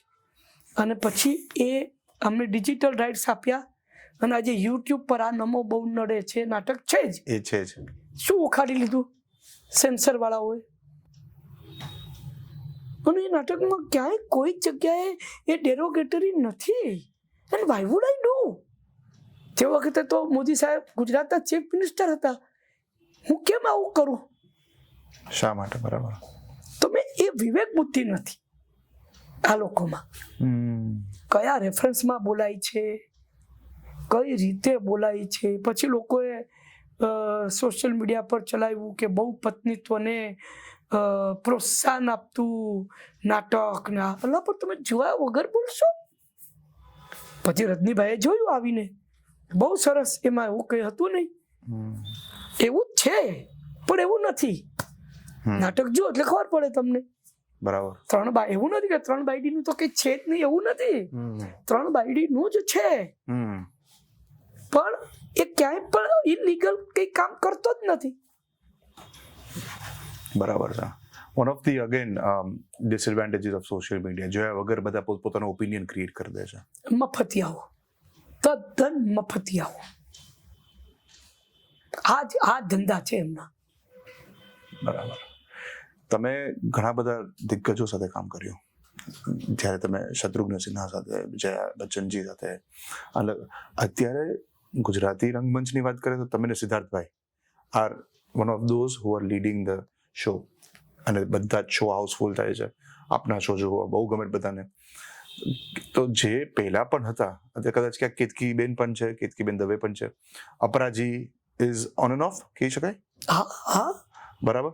તો હજી why are not the people હજી પણ જે ગુજરાતી થિયેટર કરવા માંગે છે એવું હજી કેમ નથી, જે પહેલા બહુ જોવા મળતું? છે જ, અત્યારે પણ છે જ. અચ્છા. વસ્તુ શું છે ખબર છે કે હવે સોના કરતા ઘડામણ મોંઘું થઈ ગયું છે. ટ્રેનની ટિકિટો ખૂબ મોંઘી થઈ ગઈ છે. તમે મહિના પહેલા પણ ટ્રેનની ટિકિટ બુક કરાવો તમને મળે નહીં, એટલે તમે તત્કાલમાં કરવા જાઓ એટલે કેટલી મોંઘી પડે. પેટ્રોલ ડીઝલ રોજે રોજ મોંઘું થતું જાય છે. 3 મહિના પછી ધારો કે મારો શો બેંગ્લોરમાં છે તો મારે એને કોટેશન આપવું હોય, આજે આપું, 3 મહિના પછી ભાવ વધી જાય, કોટેશન વધી જાય, કોણ જવાબદાર? યુ સી પેરેફર્નેલિયા જે છે આમાં કેવું છે કે નાટકની કોસ્ટ તો એક ગ્રેજ્યુઅલી વધતી હોય, પણ બાકી બધી કોસ્ટ બહુ બધી વધી ગઈ.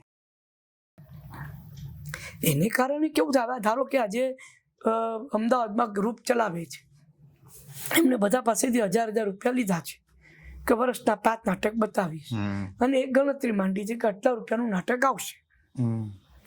હવે નાટકની કોસ્ટ સુધી જાય તો પેલાનું ગ્રુપનું શું થાય? આ ઘણી બધી ચેલેન્જીસ છે નાટક માટે, ખૂબ ચેલેન્જીસ છે. આપણે લોકો જ્યારે વાત કરતા હતા ત્યારે તમે જ કહેતા હતા કે ટ્રાવેલિંગ વખતે તમે આરામ કરો છો, સુવો છો, અને બેક ટુ બેક તમારે ટ્રાવેલિંગ હોય છે. એક મહિનામાં તમે આના જ કેટલા 25 કે 26 શો કર્યા? હા, પણ આ તો કઈ નથી. અમે લોકો એક મહિનામાં 34 શો કર્યા છે. એક મહિનામાં 34 shows. How is it possible? એવું છે કે અમારે ત્યાં મહિલા મંડળો આજે પણ છે, એ વખતે પણ હતા. તો બપોરે મહિલા મંડળનો શો કરો, રાત્રે પાછો રેગ્યુલર સોશિયલ ગ્રુપમાં નહીં, સોશિયલ ગ્રુપ શો કરો તમે. તેવી રીતે દિવસમાં 2 વાર નાટકો થાય ને, ક્યારેક 3 વાર થાય. એ બધું હતું. કોવિડ પછી ઘણું બધું બદલાઈ ગયું છે. ગ્રુપ્સ ઓછા થઈ ગયા, એટલે મેંદુવડા જેવી હાલત થઈ છે કે દિવસે દિવસે મેંદુવડાનું બળું નાનું થઈ રહ્યું છે અને અંદરનું કાણું મોટું થઈ રહ્યું છે. શો ઓછા થઈ રહ્યા છે અને ખર્ચા વધી રહ્યા છે. આ બધી ચેલેન્જીસ છે, અને હું વર્ષોથી આ બધી ચેલેન્જીસને સાથે લડતો આવ્યો છું અને લડતો રહીશ. કેમ? કારણ કે મને બીજે ક્યાં મોકો મળતો નથી. મને મોકો મળે તો હું તો જતો રહું, પણ વાત એ છે કે અહીંયા આગળ મારા કંટ્રોલમાં છે બધું. વિદેશમાં નાટક કરવા અને ઇન્ડિયામાં કેટલો ફરક? ઘણો ફરક. ટ્રાવેલિંગ થી લઈને બધું, ઓર્ગેનાઇઝિંગ થી લઈને બધું. એમાં કેવું હોય કે વિદેશમાં કોઈ એક કન્ટ્રી તમે પકડો તો ત્યાં અમારા એક નેશનલ પ્રમોટરને હું નિર્માતા તરીકે એક શો વેચી નાખું. પછી અહીંયાથી અમે એક મિનિમલ ટીમ લઈને જઈએ. એક્ટર જે હોય એની ટીમ લઈને જઈને એકાદો ટેકનિશિયન લઈને જઈએ જે મ્યુઝિક લાઇટ કરે, અને બાકીના જે બીજા બધા જે જાય એમાં છોકરીઓ ઇસ્ત્રીનું કામ કરે, અને પછી છોકરાઓ સેટ લગાડવાનું કામ કરે. પછી સેટ લાગી જાય એટલે પછી એક છોકરો બેકસ્ટેજનું બધું કામ જુએ. એક જણ લાઇટિંગ કરવા જાય, એક જણ મ્યુઝિક કરવા જાય, છોકરીઓ એક ઇસ્ત્રી કરી લે એટલે પછી એન્ટ્રી પ્રમાણે બધા કપડાં ગોઠવવા જાય, મેકઅપનો ડબ્બો કોણ લગાડશે એ પણ નક્કી હોય. પછી મેકઅપનો ડબ્બો બધી વસ્તુઓ બરાબર મુકાય છે કે નહીં એ જોઈને પેક કોણ કરશે એ પણ એક છોકરી એના માટે અસાઇન થયેલી હોય કે તારે મેકઅપ લગાડવાનું, બધું ગોઠવવાનું, આ છોકરી બધું સમેટ છે. એની એક એ ડબ્બામાં એની મૂકવાની પદ્ધતિ હોય કે જેમાં ઓછી જગ્યામાં ઘણું બધું આવી જાય એ રીતે હોય. એ કરવાનું.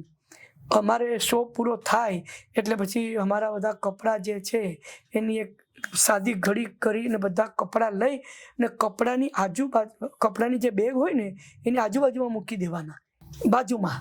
એટલે શું થાય કે મિસ ન થાય. તમે ક્યાંક એક કપડું આમ હોય ને એક કપડું આમ હોય ને કોઈક રહી ગયું તો એમ નહીં.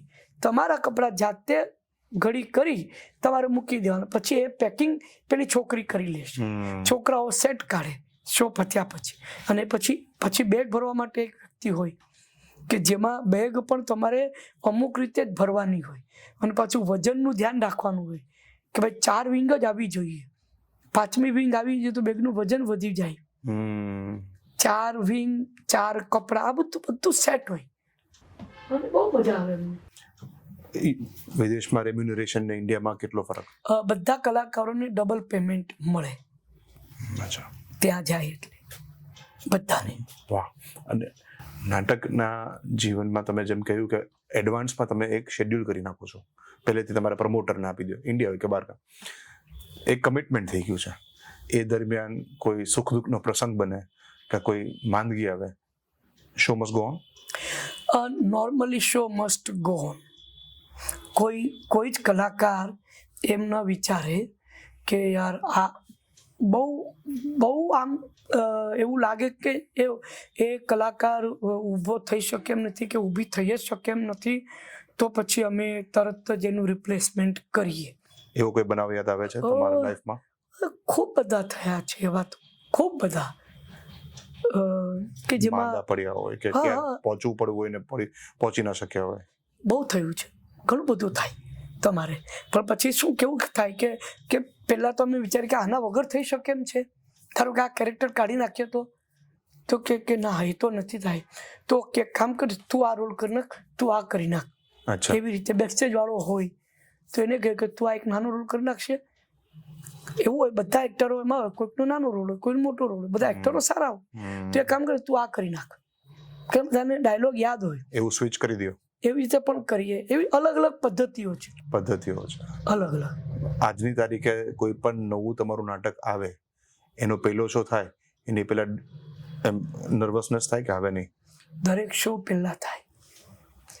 દરેક શો પહેલા થાય. એન્ટ્રી પહેલા પેટમાં ઉંદરડા દોડે જ એને જ એક્ટર કહેવાય સાહેબ. ભગવાનનું નામ લ્યો. ભગવાનનું નામ નહીં, એટલે એ તમારા સંસ્કાર હોય ને એટલે નીકળી જાય નામ કે યસ પોતાની જાતને સપોર્ટ આપી યસ. એમાં કેવું હોય અમારે કે અમુક અમારા માપદંડ હોય કે આ ડાયલોગ પર લાફ્ટર આવ્યું એટલે ચલો ઓડિયન્સ સરસ છે, રિસેપ્ટિવ છે.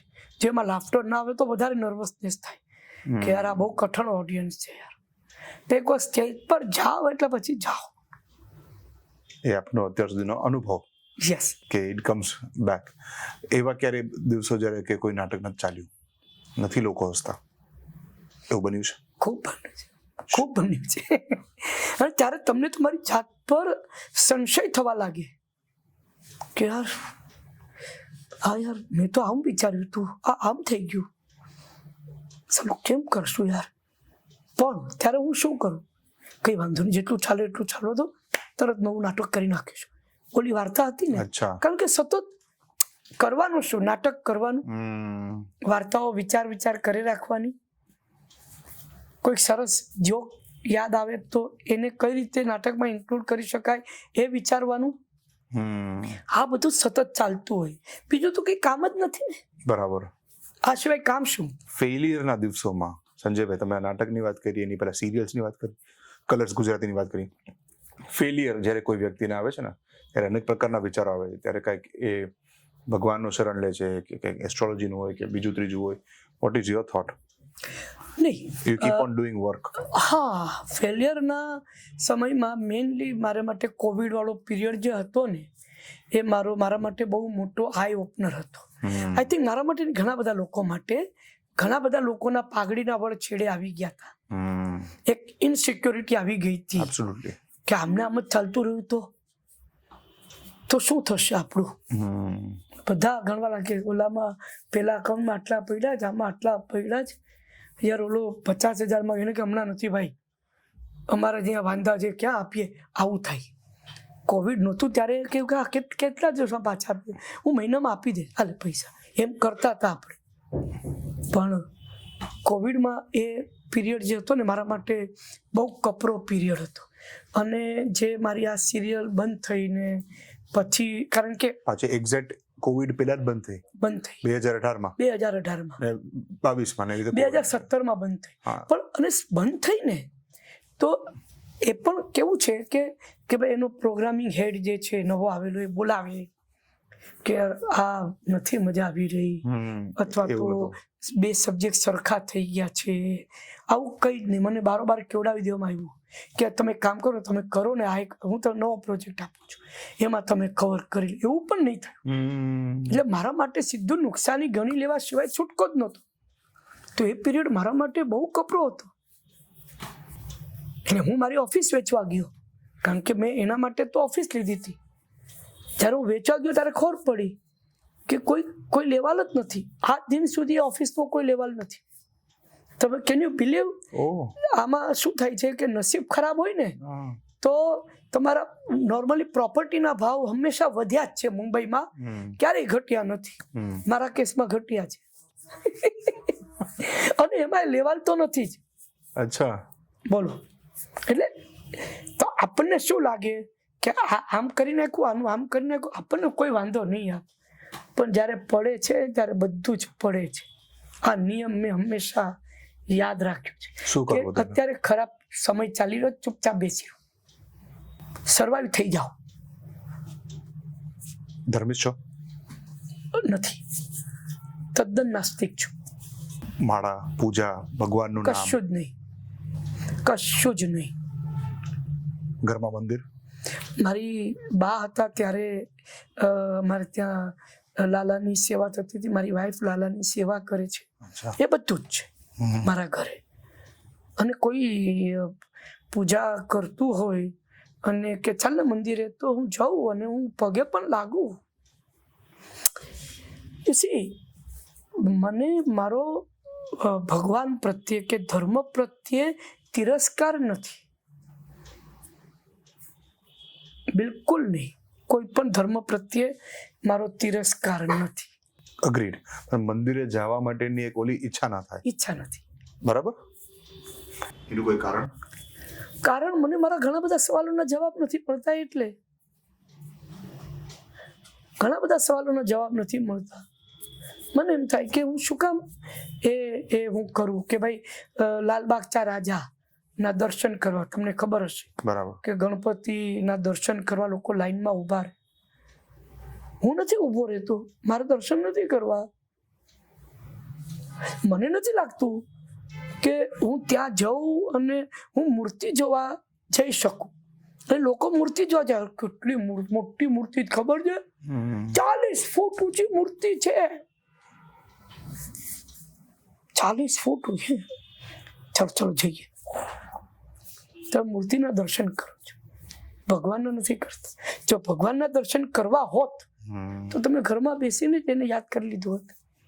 એક તરફ તમે એમ કહો કંકણમાં ભગવાન છે, બરાબર, તો પછી મંદિરમાં જવાની શું જરૂર છે? આવા ઘણા બધા સવાલો છે મારા. પણ જે મંદિરમાં જતા હોય કે જે આસ્થા રાખતા હોય એમને મારા નમન છે. બિલકુલ. મને એમની સામે આપણો વ્યક્તિગત અભિપ્રાય, અમારો વ્યક્તિગત અભિપ્રાય છે. હું તમારો અભિપ્રાય બદલવા નો પ્રયત્ન નથી કરતો અને તમે મારો અભિપ્રાય બદલવાનો પ્રયત્ન ન કરો. પછી છેલ્લે ક્યારે ગયા છો? હું છે ને સોમનાથના મંદિરે દર્શન કરવા ગયો હતો. ત્યારે મારું વેન્ટિલેટરનું શૂટિંગ હતું. ક્યાં હતું આપણે ધીરુભાઈ અંબાણીના ગામમાં ચોરવાડમાં. તો ચોરવાડમાં એવી કોઈ હોટલ હતી ને, એટલે અમને ત્યાંથી કંઈક 30 કિલોમીટર દૂર અમને એક રિસોર્ટમાં ઉતારો આપ્યો હતો. ત્યાંથી સોમનાથ કંઈક 10 કિલોમીટર જ હતું. તો બધા જતા હતા કે અમારું શૂટિંગ પતી ગયું, ગાડી અમારી પાસે હતી કે ચાલો ને જઈએ. તો હું ગયો, બધા સાથે હું ગયો. ને મારી ઈચ્છા શું હતી કે મારી બાની બહુ આસ્થા છે, તો એમને હું સોમનાથના લાઈવ દર્શન કરાવું એમ કરીને ગયો. બહાર મારી પાસેથી મોબાઈલ બધું કઢાવી નાખ્યું. મેં કહું શું કામ? Security reason. હું કહું તો પ્લેનમાં લઈ જવા દો છો ને, સિક્યોરિટી રીઝન. તમે એમ કહો છો કે પ્લેનમાં મોબાઈલ નહીં લઈ જવાનો, તો મંદિરમાં કેમ તમે નથી લઈ જવા દેવા માંગતા? કેમ કે તું તારી બાને દર્શન કરાવશે, તારી બા અહીંયા નહીં આવે ને, અમારું તો નુકસાન થઈ જાય ને. કદાચ એવું હશે તો કદાચ બાકી મોબાઈલ મને શું કામ? તું નાખને તારા સ્કેનરમાં. ના, બધું મૂકીને જાઓ. આ ઘડિયાળ પણ નહીં, ઇલેક્ટ્રોનિક વોચ છે, કશું જ નહીં. મેં કહું મારે નથી જાઉં. બહાર આવી ગયો. હું નહીં ગયો સાહેબ. આ વ્યવસ્થાના કારણે મને કોઈ સમજાવે ને કે શા માટે આજે તમે લઈ જવા દો મોબાઈલ. એ લાઈવ એ દર્શન કરાવે એના બુઢા. મારી બા ચાલી શકતા નહોતા. એમના રૂમથી મારા હોલમાં સોફા સુધી આવતા એમને 5 મિનિટ લાગતી હતી. હું મારી બાને ક્યારે લઈ આવીશ સોમનાથ? કેમ નહીં? પણ આવું કેમ કોઈ નહીં વિચારતું હોય? તમે વિડીયોમાં ખાલી દર્શન કરવા માંગતા હતા, રાઈટ? પણ નથી, મને આ સમજાતું નથી. મંદિરમાં પોલીસનું શું કામ છે? અટેક થયા જ ને ભૂતકાળમાં, સાહેબ અલગ અલગ આતંકી હુમલાઓ થયા છે, બિલકુલ થયા છે, એક ઇન્ટેલ મળતી હોય છે, બરાબર છે. તો તમે વિમાનમાં પણ હુમલા થયા ને, એરક્રાફ્ટમાં હુમલા થયા, તમે ત્યાં આગળ મોબાઈલ લઈ જઈ ના પાડો છો? હા, એ બરાબર છે. તમે શું કરો? સ્કેનરમાં નાખો છો ને તમે, રાઈટ. તો અહીંયા પણ સ્કેનરમાં નાખો ને. આ નિયમ અહીંયા કેમ ન લાગુ પડે? બરાબર છે. વધારે ફ્રજાઇલ કયું છે? અગ્રી. એરક્રાફ્ટ વધારે ફ્રજાઇલ છે કે આ? રાઈટ. એરક્રાફ્ટમાં જો મોબાઈલમાંથી બોમ્બ ફાટે તો આખું બધા જ નીચે જાય, બધા જ મરી જ જાય. બરાબર. Which one is more fragile? Aircraft. ત્યાં તમે મોબાઈલ અલાઉ કરો છો, અહીંયા કેમ નથી કરતા? કરવા દો ને લોકોને યાર. બરાબર. You are a big foodie. Yes. જ્યાં જાઓ છો ત્યાંની લોકલ વાનગીઓ ટેસ્ટ કરો. બિલકુલ. અને હું બીજું તમને કીધું, વિધાઉટ બિંગ અપોલોજેટિક, હું નોન વેજીટેરિયન છું. ઓકે. હું ઓકેશનલી દારૂ પણ પીવું છું. સિગરેટ મેં ક્યારેય પીધી નથી, મને પીતા આવડતી નથી. રાજકુમાર હીરાની મને એમ કે તને હું મેઇન લીડ આપીશ, પણ આખી ફિલ્મમાં તારે સિગરેટ પીવાની છે તો હું મેઇન લીડવાળો રોલ છોડી દઈશ, કારણ કે મને ગમતું નથી. મેં તમાકુ ક્યારેય ટેસ્ટ કર્યું નથી. સોપારી ક્યારેક ખાધી છે, પાન સાથે આવી જાય તો, પણ બાકી મને ગમતું નથી. પાન પણ હું ખાતો નથી. પણ yes, actor has to do everything in case તમે થોડા ટાઈમ માટે સિગરેટ, મને માન્ય છે પણ હું નથી કરતો. તમે નથી કરતા? હા, નહીં ભાઈ, મારામાં એટલું ડેડિકેશન નથી, એમ સમજી લો. મારે નથી કરવું. બટ યુ ઈટ નોનવેજ અને તમે આલ્કોહોલ પણ લ્યો છો? ગમે છે. અને તમે ઘણી બધી વખત તમે કહો પણ છો, સોશિયલ મીડિયા પર જોયું છે, ઇન્ટરવ્યુઝમાં પણ જોયું છે, યુ આર ઓકે. ને તમે પ્રશ્ન પણ કર્યો છે કે ગુજરાતમાં કેમ બંધ છે, પ્રતિબંધ છે? બિલકુલ. મારો વિરોધ છે ને એ દારૂબંધી સામે નથી, દારૂબંધીના આડંબર સામે છે. આ વાત લોકોએ સમજવા જેવી છે. તો વાત એમ છે કે જે પૈસા બુટલેગરના ખીચામાં જાય છે એ પૈસા રાજ્યની તિજોરીમાં આવશે ને. ગુજરાતમાં દારૂબંધી હોવાથી ફાયદો કે નુકસાન ઓવરઓલ સોસાયટીના? એવું છે કે દરેક વસ્તુથી નુકસાન થાય છે. એ બધી વસ્તુના નામ ગણાવી દો. પડીકી સૌથી વધારે નુકસાન કરે છે, મળે છે. ગુટકા મળે છે ને, તમાકુ મળે છે ને, સિગરેટ મળે છે ને, જે પડીકામાં જે બધું આવે છે, જે કોઈના હું નામ લઈને નહીં કહું, પણ એમાં જે કેટલું બધું સોડિયમ હોય છે એમાં, સાહેબ તમે જુઓ, તમે તમારી સ્ટ્રીટ ફૂડમાં તમે સડેલા તેલમાંથી સમોસા બનાવેલા તમે ખાવ જ છો ને, તમે એને રોકી શકો છો? જો કાયદો ત્યારે જ સફળ થાય જ્યારે પબ્લિક એને માને. મારો મુદ્દો આ છે. જો પબ્લિક ન માને તો પછી એ કાયદાનો શું મતલબ છે? કારણ કે ભ્રષ્ટ લોકો તો બધા પક્ષે રહેવાના. એટલે ધારો કે આજે તમે ગુટકા બંધ કરશો તો પછી ગુટકા ખરેખર ગુજરાતમાં ક્યાંયથી પણ ન આવે એવી વ્યવસ્થા તમે કરી શકશો? બોલો કે ના, જેની પાસે પૈસા હશે ને એ તો ગુટકો ખાઈ જ લેશે, 5 વાળી વસ્તુના 50 આપશે, પછી તો ખાઈ લેશે. તો પછી એ કાયદાનો શું અર્થ છે? મુંબઈમાં, મહારાષ્ટ્રમાં કે બાકી આખા દેશમાં દારૂબંધી નથી, એક બિહારને છોડીને. તો શું બધી જગ્યાએ માણસો દારૂ પીને લથડિયા ખાતા જોવા મળે છે કે રોજ દારૂ પીને એક્સિડન્ટ કરતા જોવા મળે છે? ના.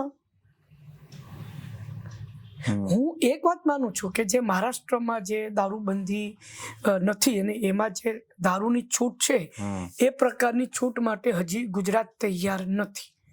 પણ એટલીસ્ટ દારૂ પીવો એ ગુનો નથી એટલું તો કાઢી નાખો.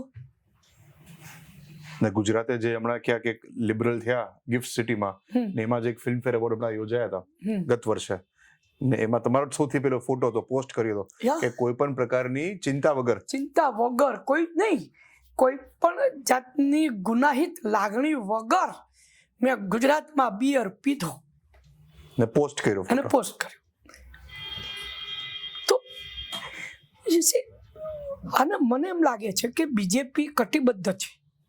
બીજેપીને પણ ખબર છે કે જો અમારે ગુજરાતને વિશ્વ સ્તરનું રાજ્ય બનાવવું હશે, અમદાવાદ તમે જુઓ આજે કેટલું વિસ્તરી ગયું છે, અને એમાં જે લાઇટિંગ, જે પ્રકારનું ઇન્ફ્રાસ્ટ્રક્ચર થયું છે, ઇવન રાજકોટ, સુરત, વડોદરા, બધા શું સરસ બધા કામો થઈ રહ્યા છે, અદ્ભુત. કે લોકો આમ, અને બીજું તમને હું કહું, આ પ્રશ્ન આગળ જતા કોઈક ને કોઈક ઉપાડશે જ. બીજેપી અત્યારથી સજાગ થવાની જરૂરત છે કે ગુજરાતમાં પરપ્રાંતિયો બહુ આવવા લાગ્યા છે. યુપી, બિહારના બહુ લોકો આવી રહ્યા છે, રોજ ઠલવાઈ રહ્યા છે. મારો વાંધો નથી, હું જરાય વિરોધ નથી કરતો. તો ભાઈ, દેશમાં તમે ક્યાંય પણ વસવાની તમને છૂટ છે ભારત દેશમાં, પણ કાલ સવારે એવો કોઈક માણસ ઉઠશે કે ગુજરાતીઓ ફર્સ્ટ, પણ એ એક વખત પછી તમારે ત્યાં આગળ ઘરમાં નોકરો પણ બિહારી કે યુપીઆઈ હશે અને આવી રહ્યા છે. એનો મતલબ શું થયો? ગુજરાત ફૂલી ફાલી રહ્યું છે. It is flourishing like anything. Okay, ખરેખર કહું છું, ગુજરાત બહુ જ આગળ વધી રહ્યું છે. બરાબર છે. શાકાહારની વાત કરીએ તો ઇટ ઇઝ બાય ચોઇસ કે તમે નોનવેજ કે તમને વેજીટેરિયનમાં ઓપ્શન્સ નથી મળતા? બિલકુલ નહીં. Why would you want to? મને ભાવે છે, અને મેં ક્યાં વેજીટેરિયન નથી ખાતો કે નથી ભાવતો એવું મેં ક્યાં કહ્યું? બરાબર છે, પણ નોર્મલી એક ઓલું છે કે non vegetarian is that getting killed, અને પછી એ આખું એક એવી ઇકોસિસ્ટમ છે. તમે તારો જવાબ આપી દીધો. એ ઇકોસિસ્ટમનો ભાગ છે ને. આજે જ મેં ક્યાંક વાંચ્યું કે કબૂતરોની સંખ્યા છેલ્લા અમુક વર્ષોમાં 1.5 ગણી વધી ગઈ છે, અને કબૂતરો ઉડતા ઉંદરો જેવા છે. Flying rates. They are flying rates. એને કર્બ કરવાની જરૂરત છે. કારણ કે માણસોના સ્વાસ્થ્ય પર ખૂબ જ ખરાબ અસર કરે છે. તો તમે શું કરશો?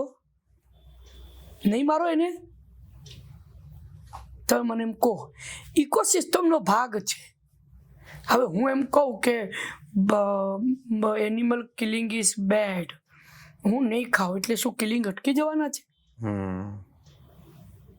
મને ભાવે છે ને હું ખાઉં છું. અને એવું કયું દિવસ રાત હું નોનવેજ ખાઉં છું? ક્યારેક જ ખાઉં છું. કે અમારા ઘરે તો નોનવેજ, આપણા ગુજરાતીના ઘરે નોનવેજ ક્યાંથી બનવાનું છે?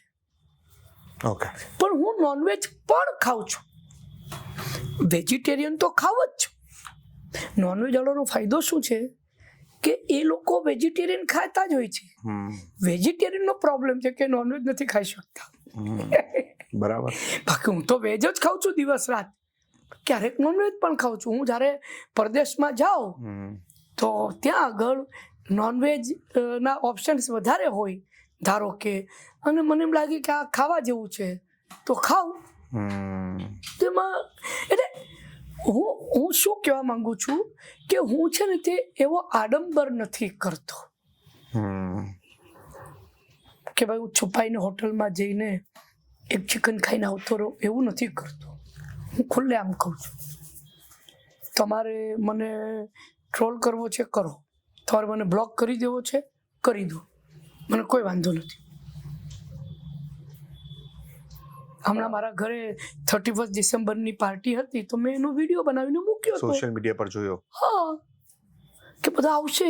આ સંજયભાઈને જે બધા નાટક માટે સ્ટેજ ઉપર જોવે છે અને પ્રેમ કરે છે, એના કારણે સોશિયલ મીડિયા ફોલો કરે છે, પછી આ વિડીયો જોવે છે, તો you are okay with it? ત્યાં એમાં એ 2-4 ચૌદસિયાઓ નીકળવાના જ કે તમે દારૂનો પ્રચાર કરો છો.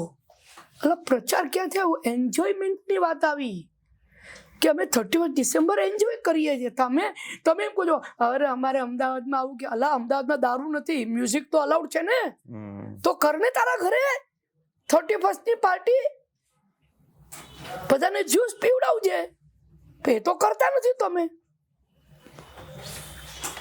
યુ સી, ખુશી, એન્જોય, આ બધું છે ને તે રિલેટિવ નથી, એ સનાતન છે. સુખ છે ને એ રિલેટિવ છે. એક કવિએ બહુ સરસ કહ્યું છે કે સુખ શું છે? આપણા દુઃખનો ગુલાબી મિજાજ છે. સુખ છે ને જે એ 2 માઓ છે. 2 માના, એક માના દીકરાને 2 તાવ છે, એક માના દીકરાને 1 તાવ છે. એ ચિંતામાં છે. બીજી માના દીકરાને દવા આપ્યા પછી એ 2 તાવનો 1 તાવ થઈ ગયો, એ રાજી છે. તાવ બેઉને 1 છે, એક રાજી છે અને એક દુઃખી છે. આ સુખની વ્યાખ્યા છે. પણ ખુશી છે ને એ તો છે અને છે જ. આપણે લગ્નમાં જઈએ છીએ તો પહેલા એવું નહોતું. અમારા જમાનામાં લગ્નમાં નાચવાનો રિવાજ નહોતો. મારા બધા કાકાઓના લગ્ન થયા ને તો બધું ફિક્સ હોય, સીપી ટેન્ક પર એ લોકો રહેતા. અને 3 કાકાના 3 લગ્નમાં હું ગયો છું. મોરારબાગમાં લગ્ન, બધું ફિક્સ હોય, મેનું બધું ફિક્સ હોય. મોરારબાગમાં લગ્ન, એમના ઘરેથી નીચે હાથમાં નારિયેળ લઈને કાકા ઉતરે અને એક ગાડીમાં બેસે, એમ્બેસેડર ગાડીમાં. આગળ 10 પીસનું ઓર્કેસ્ટ્રા ચાલતું હોય, એની આગળ ચાલતું હોય, એની પાછળ બધા વડીલો અને બધા પુરુષો ચાલતા હોય, એની પાછળ ગાડી હોય ને એની પાછળ સ્ત્રીઓ ચાલતી હોય. અને આ રીતે વરઘોડો જાય, મોરારબાગ પહોંચે અને પછી અંદર જાય ને પછી માંડવા મુહૂર્ત થાય ને 10:30 વાગે એટલે પંગત લાગી જાય. ત્યારે બુફે ઉપરનો રિવાજ શરૂ થયો નહોતો. પંગત લાગી જાય તો અમે બધા છોકરાઓ પહેલાં બેસી જઈએ 10:30 વાગ્યામાં અને જમવા બેસી જઈએ. આ પહેલાં રિવાજ હતો. હવે ડાન્સને એ બધાનું ચલણ વધી ગયું છે, સંગીતનું ચલણ વધી ગયું. કેટલી સારી વસ્તુ છે આ બધી. એ બાને ફેમિલી મળે છે, બધા ડાન્સ કરે છે, હસી મજાક કરે છે, નાચે છે. નાચવું શું છે? ખુશી છે. નાચો, શું વાંધો છે? 31 ડિસેમ્બરના બાના હેઠળ નાચો, લગ્નના બાના હેઠળ નાચો, ગણપતિ લાવો છો ઘરે તો એમાં નાચો, એમાં વાંધો શું છે? બરાબર, કોઈ વાંધો નથી. બરાબર. કુક કરો? બહુ ઓછું, ખાલી માણો? ફક્ત માણું. પણ હું મારા કુકને બધી અલગ અલગ રેસીપી સમજાવું. મેં હમણાં છેલ્લે ઘરે ચીઝ બનાવ્યું હતું એ પેલામાં જોઈને. અને ચીઝ બનાવવું બહુ સહેલું છે, બહુ સિમ્પલ છે. તમારે દહીં, હંકડ દહીં, લટકાવેલું દહીં હોય એની અંદર તમે થોડોક અડધી ચમચી ઈનો સોડા નાખો, થોડુંક મીઠું નાખો, લીંબુ નાખો અને તમે થોડુંક પાણી નાખો અને એને મિક્સરમાં તમે એને મિક્સ કરી નાખો અને પછી એને પેલામાં કાઢી લો. હવે તમારે ધારો કે જો લિક્વિડ બનાવવું હોય, લિક્વિડ ચીઝ સ્પ્રેડ બનાવવું હોય તો થોડુંક પાણી વધારે નાખો. તમારે સોલિડ બનાવવું હોય તો એને ઓલા ચોરસ ડબ્બામાં નાખી અને ફ્રીજમાં મૂકી દો, ફર્સ્ટ ક્લાસ ટુકડા થઈ જશે. બરાબર છે. તો હવે આજકાલ મેં પનીર ખાવાનું બંધ કર્યું છે. ડરી ગયો છું. બહાર જે રીતનું બને છે કે પનીર સાથે શું અંદર જાય છે ખબર જ નથી હોતી. હું ઘરે બનાવો પનીર, ઘણા લોકો બનાવવા લાગ્યા છે, મજા નથી આવતી. એ એટલા માટે મજા નથી આવતી કારણ કે અસલી છે. બહારનું સિન્થેટિક પનીરની હવે તમને આદત પડી ગઈ છે. એ ટેક્સચર આમ બરાબર આમ ચોરસ ટુકડો થાય ને આમ તે મૂકું, પણ એ ખરાબ છે. પનીર ઘરે બનાવો, કેટલું સહેલું છે. યુટ્યુબ પર જાઓ, પનીર રેસીપી કહો એટલે 50 પનીર રેસીપી આવી જશે. બનાવો ઘરે, હું કરું છું, મને બહુ મજા આવે છે. રાઈટ. ગુજરાતની કઈ વાનગીઓ ભાવે?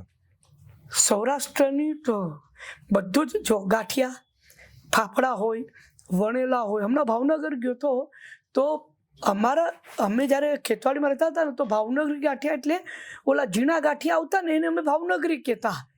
વણેલા ગાંઠિયા તો એને વણેલા કે. તો ડબલ મરીવાળા ગાંઠિયા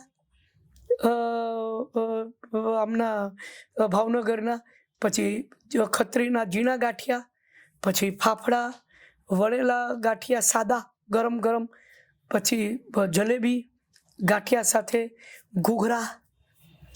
એમાં પણ જે ઘૂઘરા હોય એ હું આ ઇન્ટરવ્યૂ પત્યા પછી નીચે જઈને ઘૂઘરા જ ખાવાનું છું. તો 3 ઘૂઘરા આપે એને આમ એને એમાં કાણા પાડીને એમાં ચટણી, તીખી મીઠી લાલ ચટણી નાખે, ઉપરથી મસાલા સિંગ નાખે, તો એ મને બહુ ભાવે. પછી ગુજરાતમાં દાબેલી બહુ ખાવું. તો મને રાજકોટમાં ખાજલી રાજકોટની બહુ ભાવે છે. હેમુ ગઢવીથી આગળ જાઓ તો જમણે તમે જાઓ ને તો ત્યાં એક ફરસાણની દુકાન છે. ત્યાં મોળી ખાજલી, સાહેબ મોઢા મૂકો ને ઓગળી જાય. હમણાં જ મેં કહ્યું કે મારે આજે લઈ જવી છે એ ખાજલી, પણ એ ખાજલી ઘરે લઈ જશે પહેલા કાલે સવારે ચા સાથે ખાજલી ખાવામાં આવશે. કે ઘરે લઈ જાઉં પછી બેસીને ખાઈશ એવું કંઈ ને, આ તો લાવ્યા છે, ખાવા માટે લાવ્યા છે એટલે હું ખાઈશ. હું ઘણી જગ્યાએ જાઉં ને મસાલા ખીચડી બનાવી, એટલે મૂકું મસાલા ખીચડી જેવું કશું હોતું જ નથી યાર. નકરો ગરમ મસાલો નાખો તમે, સાદી ખીચડી બનાવો, સેજ હળદર હોય, સેજ મીઠું હોય, બસ, બીજું કંઈ નહીં. અને એમાં ફોતરાવાળા મગની દાળની ખીચડી હોય, એમાં આપણી ગુજરાતી સેજ ગળચટ્ટી કઢી હોય અને શાક હોય, કેવી મજા પડી જાય સાહેબ. બરાબર. એની સાથે તમારા હાથેલા મરચા હોય ને ગુંદા હોય ને ગઈકાલે આંબા હળદર મેં કેટલા વખતે ખાધી તો એ હોય ને. Right, absolutely. Future, what next? બહુ લાંબુ પ્લાનિંગ તો નથી, બસ નાટકો કરો. બિલકુલ નહીં. કેમ નહીં? એવું છે કે જો હું જો કોઈ પાર્ટી જોઈન કરું અને પછી એ પાર્ટી જો કંઈક ખોટું કામ કરતી હશે અથવા તો એમનો કોઈ નિર્ણય મને નહીં ગમે તો એની ટીકા નહીં કરી શકું. આમે હું ટીકા બહુ કરતો નથી, પણ મારા મનમાં પણ હું પછી એ ટીકા ન કરી શકું કારણ કે હું હવે એનો મેમ્બર છું. આ પહેલો નિયમ છે તમારો. You can't go across the party line, પહેલી વાત. અને બધા જ કાં તો કોંગ્રેસી છે કાં તો ભાજપી છે એવું જો થઈ જશે ને તો પછી બોલવાવાળું કોણ રહેશે? આજે કોંગ્રેસ આર્ટિકલ 370 નો વિરોધ કરે, 35 નો વિરોધ શું કામ કરે છે મને સમજાતું નથી. મારા ઘરે બધી જ પાર્ટીઓ સાથેના મારા ડિફરન્સીસ છે અને એ લોકોની ખૂબીઓ પણ છે ઘણી બધી. એ બધી જ વસ્તુઓ જે ટીકા પણ કરી શકું, મને એમ ન ગમે તો હું મારા મિત્રોમાં વાત પણ કરું, ગમે તો એની પણ હું ચર્ચા કરું, એમાં વાંધો શું છે? એટલે પોલિટિક્સ, કારણ કે શું થાય છે કે તમે જ્યારે પોલિટિક્સમાં જાઓ છો ને તેમાં સર્વાઈવ થવા માટે તમારે ખૂબ બધું તમારે એટલે કોલસાની દલાલીમાં હાથ કાળા કરવા જ પડે એવું છે. So what next? નાટકો, એની પછી નાટકો, એની પછી નાટકો, અને પછી રિટાયરમેન્ટ. રિટાયરમેન્ટનું પણ વિચાર્યું છે? યસ. જે દિવસે મને મારી યાદ શક્તિ કામ કરતી બંધ થઈ જશે ને એ દિવસે રિટાયર થઈ. આપણે ત્યાં શું થાય છે ખબર છે? લોકોને કામ કરતા તો નથી જ આવડતું, રિટાયર થતાંય નથી આવડતું. કારણ કે રિટાયર થયા પછી ઘરમાં લોકોને કણાની જેમ ખૂંચવા લાગે છે ડોસો. કેમ કે દરેક વાતમાં ચંચુપાત કરે. કારણ તું નવરો પડ્યો એટલે તું અમારી મેથી મારીશ ના. રિટાયરમેન્ટ અને રિટાયરમેન્ટ એટલે એવું નથી કે કંઈ જ નહીં કરવાનું. રિટાયરમેન્ટ એ વસ્તુ છે કે હવે પૈસા માટે નહીં, મને જે ગમે છે એ કાર્ય કરવાનું, એ રિટાયરમેન્ટ છે. રિટાયરમેન્ટ એટલે એવું નથી કે તમારે બસ ચૂપચાપ હવે ખાટલામાં પડ્યા રહેવાનું, ટીવી જોવાનું, એવું નથી. મનગમતું કામ કરવાનું. તો બહુ વધારે પડતું કામ નહીં કરવું, કારણ કે હવે તમારું શરીર એટલા વર્ષ જૂનું થયું છે. એટલે તમારે હવે તમારી તબિયતનું પણ ધ્યાન રાખવાનું છે, એટલે તમારે આરામ પણ કરવાનો છે. Wonderful, wonderful. ઘણા બધા વિષયો પર વાત થઈ આજે સંજયભાઈ, ને એટલો જ આનંદ પડ્યો. આઈ થિંક સૌથી લાંબુ જે એક અમારી કન્વર્ઝેશન હશે એમાંનો એક છે. અને I think a man with a very honest intentions and a honest heart, I must say that. સંજયભાઈ, જ્યારે પણ આપની સાથે વાત કરી છે ખૂબ જ મજા આવે છે, જાણવા મળે છે.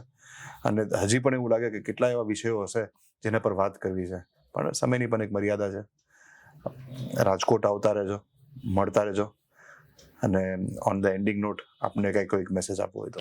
ના, કોઈ જ મેસેજ નથી આપવો મારે. મારા જે પણ વિચારો છે મારા પૂરતા છે. કોઈના પણ મારા કોઈ પણ વિચારો કોઈના પર પણ થોપવા નથી માંગતો. દર્શકો તો જવા દો, મારા દીકરા ઉપર પણ નથી થોપતો. હું એને પણ કહું છું કે આ મારો વ્યૂ છે, ચર્ચા કરીએ અમે, પણ પછી હવે બોલ દીકરા તો શું શીખ્યો એવું નથી કહેતું. કદાચ એ પણ મને ઘણી વાર શીખવાડી જાય છે. અને યુ સી, યુ નેવર નો. હું નાસ્તિક આજે છું, કાલે